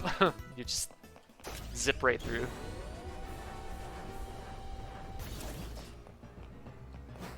Alright, so first up is Aaron. This fight is the easiest fight.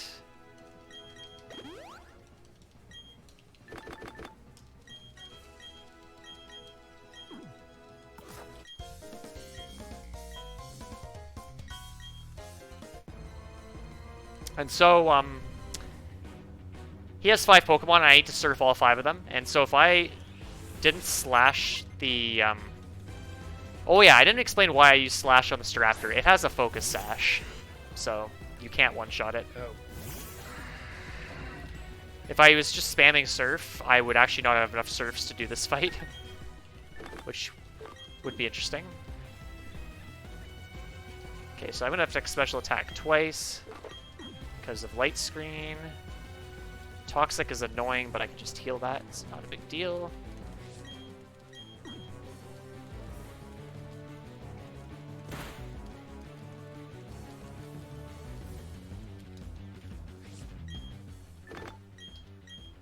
No, I don't want to use a potion. That would not help. I'm surprised I still have a potion, to be quite honest. I've never ever had potions this late. You usually burn through all of them? Oh yeah. There is, I think, a couple cases where I used an energy root where I didn't need to. I could have just used a potion instead. But...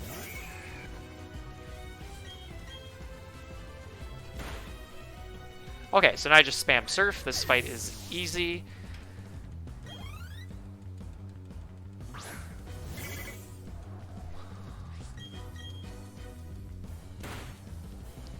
The next fight is a little bit interesting. I am slow. I have bad speed, so I have to use an X speed. And it's for a Pokemon that you would be very surprised that I need it for. Because the fastest Pokemon in this fight... I mean, it's a rock trainer, so you were like, wait a second, there's fast rocks? Well, there's one that's faster than this Palkia. Somehow. The Elite Four in this game is actually quite interesting. They have max IVs, of course, which is kind of the norm for Elite Four members. They also have EVs, effort values. And so in this fight, there is a Pokemon that has perfect speed, a plus speed nature, and it has max EVs and speed.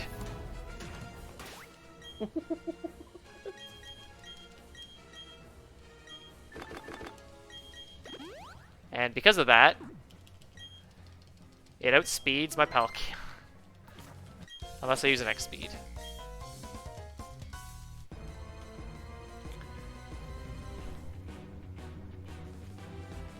Oh, I forgot to use the Max Ether on Surf. Well, I'll just do that in battle, because you can actually do that. Oh dear, yeah. Should be fine. This Quagsire is, I'm not gonna say anything. Stranger things have happened. Stranger things have happened.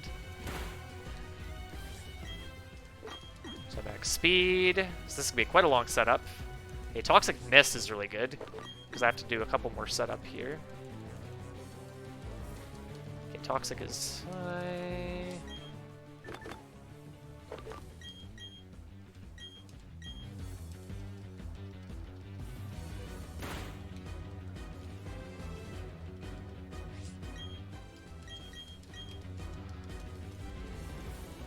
All right.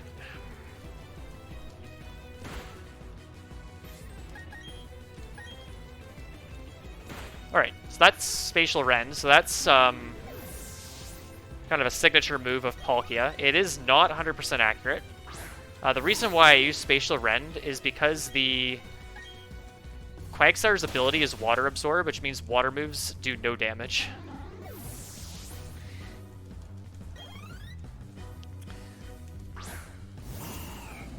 And so that's the Pokemon you would use Dragon Pulse on as well if you had Dragon Pulse. Oh wait, coming up is the fastest Pokemon in the fight. It is, drumroll please, dun da da da,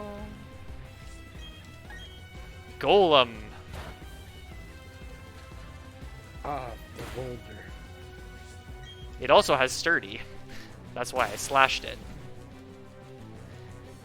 It also has Rock Polish, which doubles its speed, so it can be faster than me and after using Rock Polish. But,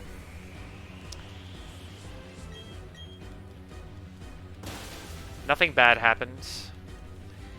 So getting crit on that fight would be not great, because I did set up the X Defend, and crits ignore the defensive boost. So...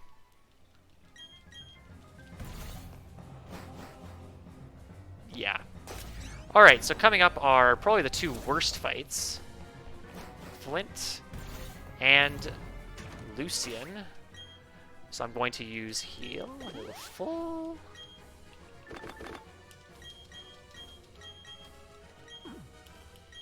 Alright, so this is the fire type trainer with more than half his Pokemon not being fire type. Specifically, he has 2 out of 5 that are fire type. Because 4th gen had no fire types. Nope. So this Rapidash is annoying. It has quite a bad moveset. And it has an item, which I'll mention after I knock it out.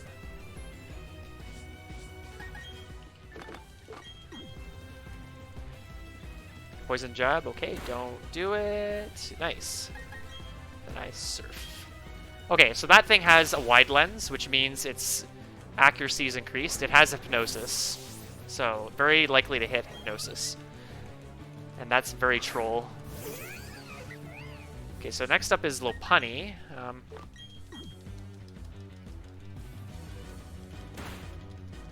I'll have to see high jump kick there, actually, to be quite honest. Likes to go for Mirror Coat.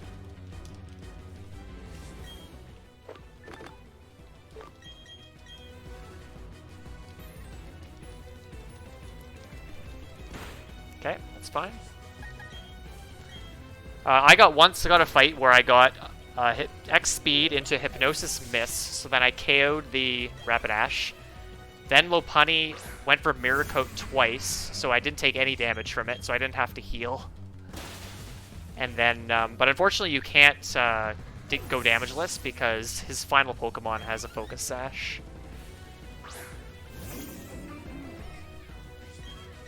So you cannot...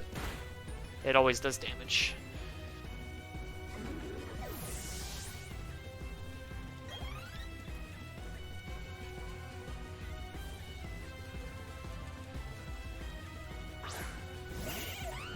That's it for Nape.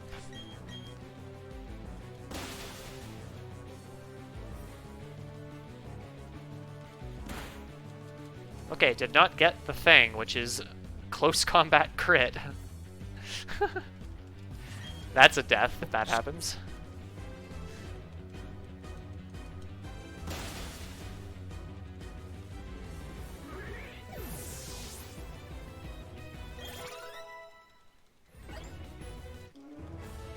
Okay, pretty decent flip fight.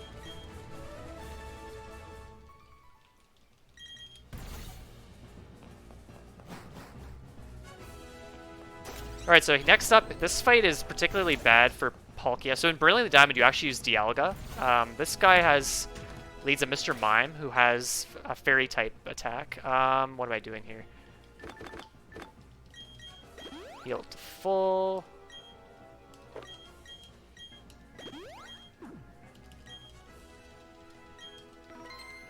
And save. Dialga still has a fairly difficult time, just because as an offensive attacker, it's a little bit worse. But see, I think it's the same amount of setup turns, but this Mr. Mime does a lot of damage. This is also a very long setup because I have low speed, so I actually will be outsped by, I believe, Alakazam at +2 speed. So it has more than twice my speed.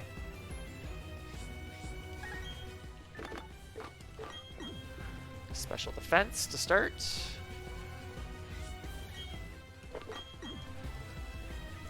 X speed. X speed again. Yeah, I can tank one more.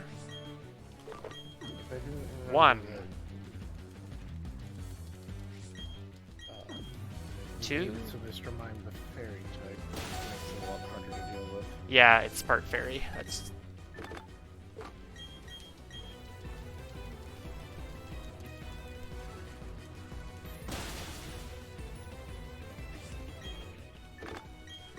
And let us set up that final X special attack. And did not get crit. I can say it now. Goodbye. If he crits me on any of those turns, I lose. So if he goes for Light Screen and Reflect and you don't need to X speed twice, you can technically get away without healing if you have good enough defenses and HP. Because you can tank 3 hits.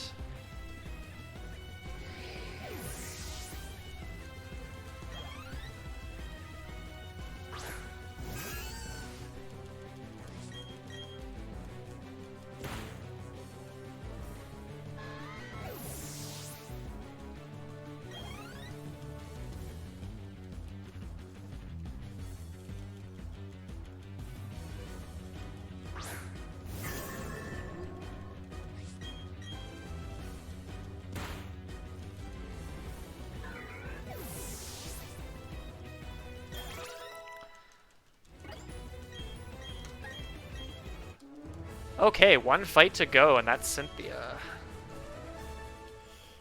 Oh boy. So Cynthia's actually, if you have Dragon Pulse, Cynthia's actually 100% free.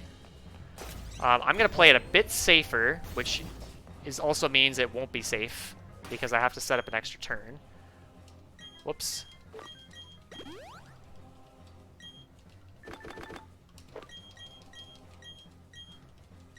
Because I don't have Dragon Pulse, I'm going to have to I mentioned I have a very inaccurate move. Well, not very inaccurate, but a somewhat inaccurate move called Spatial Rend. So because of that, I'm going to use an X accuracy to play safe, which means that she's going to get an extra chance to hit me.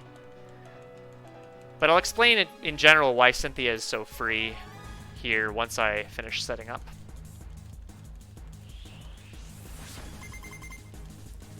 Also, Cat Jam.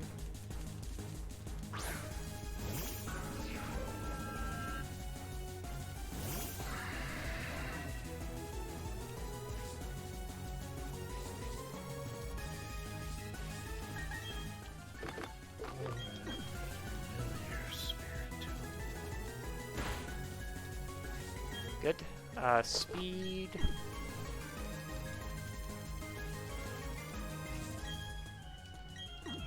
Accuracy.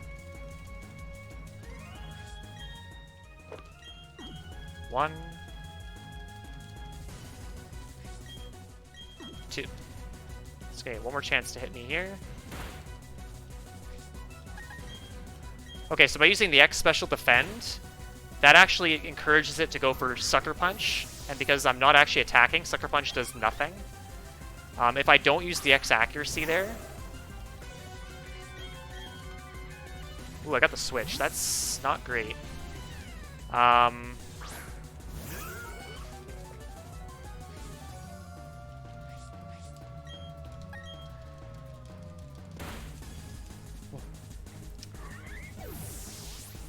Because of...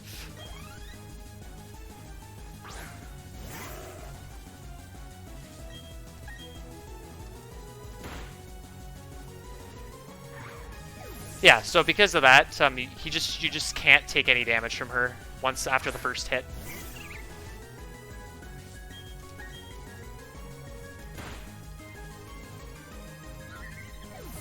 So because my metronome boost was split up, I might be in a bit of trouble, but hopefully not. The Garchomp will be fine. It's the Milotic I'm most concerned about here. Okay, it's fine. Because I only have 4 Spatial Rends, so I couldn't... I could have Ethered Spatial Rend, but for 1 power point, it's not worth it. And so I'm faster, and I'm able to one-shot the Garchomp here. And that's Cynthia.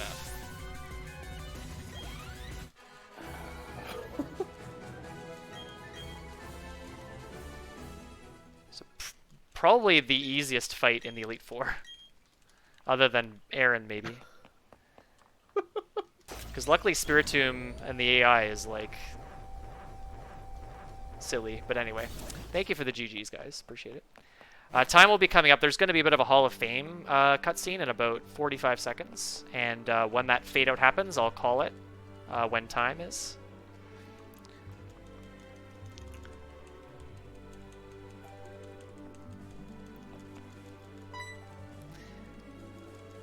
But yeah, pretty fun run. If you have this game, I recommend giving the speedrun a try. It's pretty fun. There's also like Elite Four Round 2, and there's even an Elite Four Round 3, where there's like uber busted 3rd round of the Elite Four. If you're up for trying that.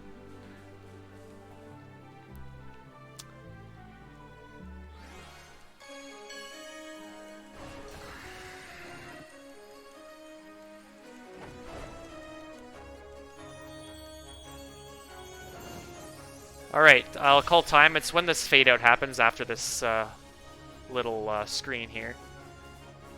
So I'll call it in time. And that's Shining Pearl. Give you a time, but because of glitch on the timers, it's plus or minus 5 minutes, 3:52. Okay. That's above estimate. Well done.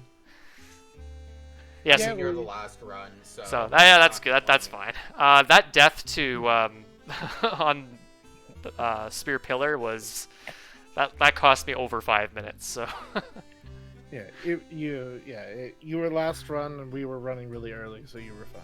So well done. Cool. Well, thanks for having me, guys. Appreciate it. Hopefully, was able to put on a good show, and for a great cause, of course. Always glad to take part. I'd just like to give a few shout-outs to the Switch PSR community in particular. A great group of people. They're all really helpful. I think I've ran every single game except for Legends Arceus, and I've just gotten so much help and advice from the folks there for all three of the games. Let's Go, BDSP, and Shield. So highly recommend. If you're interested in checking out how things are going to progress with Scarlet Violet, which is the game that's coming out in 6 days, or is it a week? I don't remember. I think it's next Friday. Definitely want to hang out there. There's going to be a lot of crazy routing activity happening. It's going to be a wild ride, and that I'm pretty sure. So. So what I'm hearing is you're running that in next DPX. We'll see. If it's a good speed run, I'll definitely take a look at it, and love to take part in this marathon again. So we'll see. But yeah, thanks everyone for watching. I see a few people in the chat, like Fury and Spider, who are members of Switch PSR community, are great people.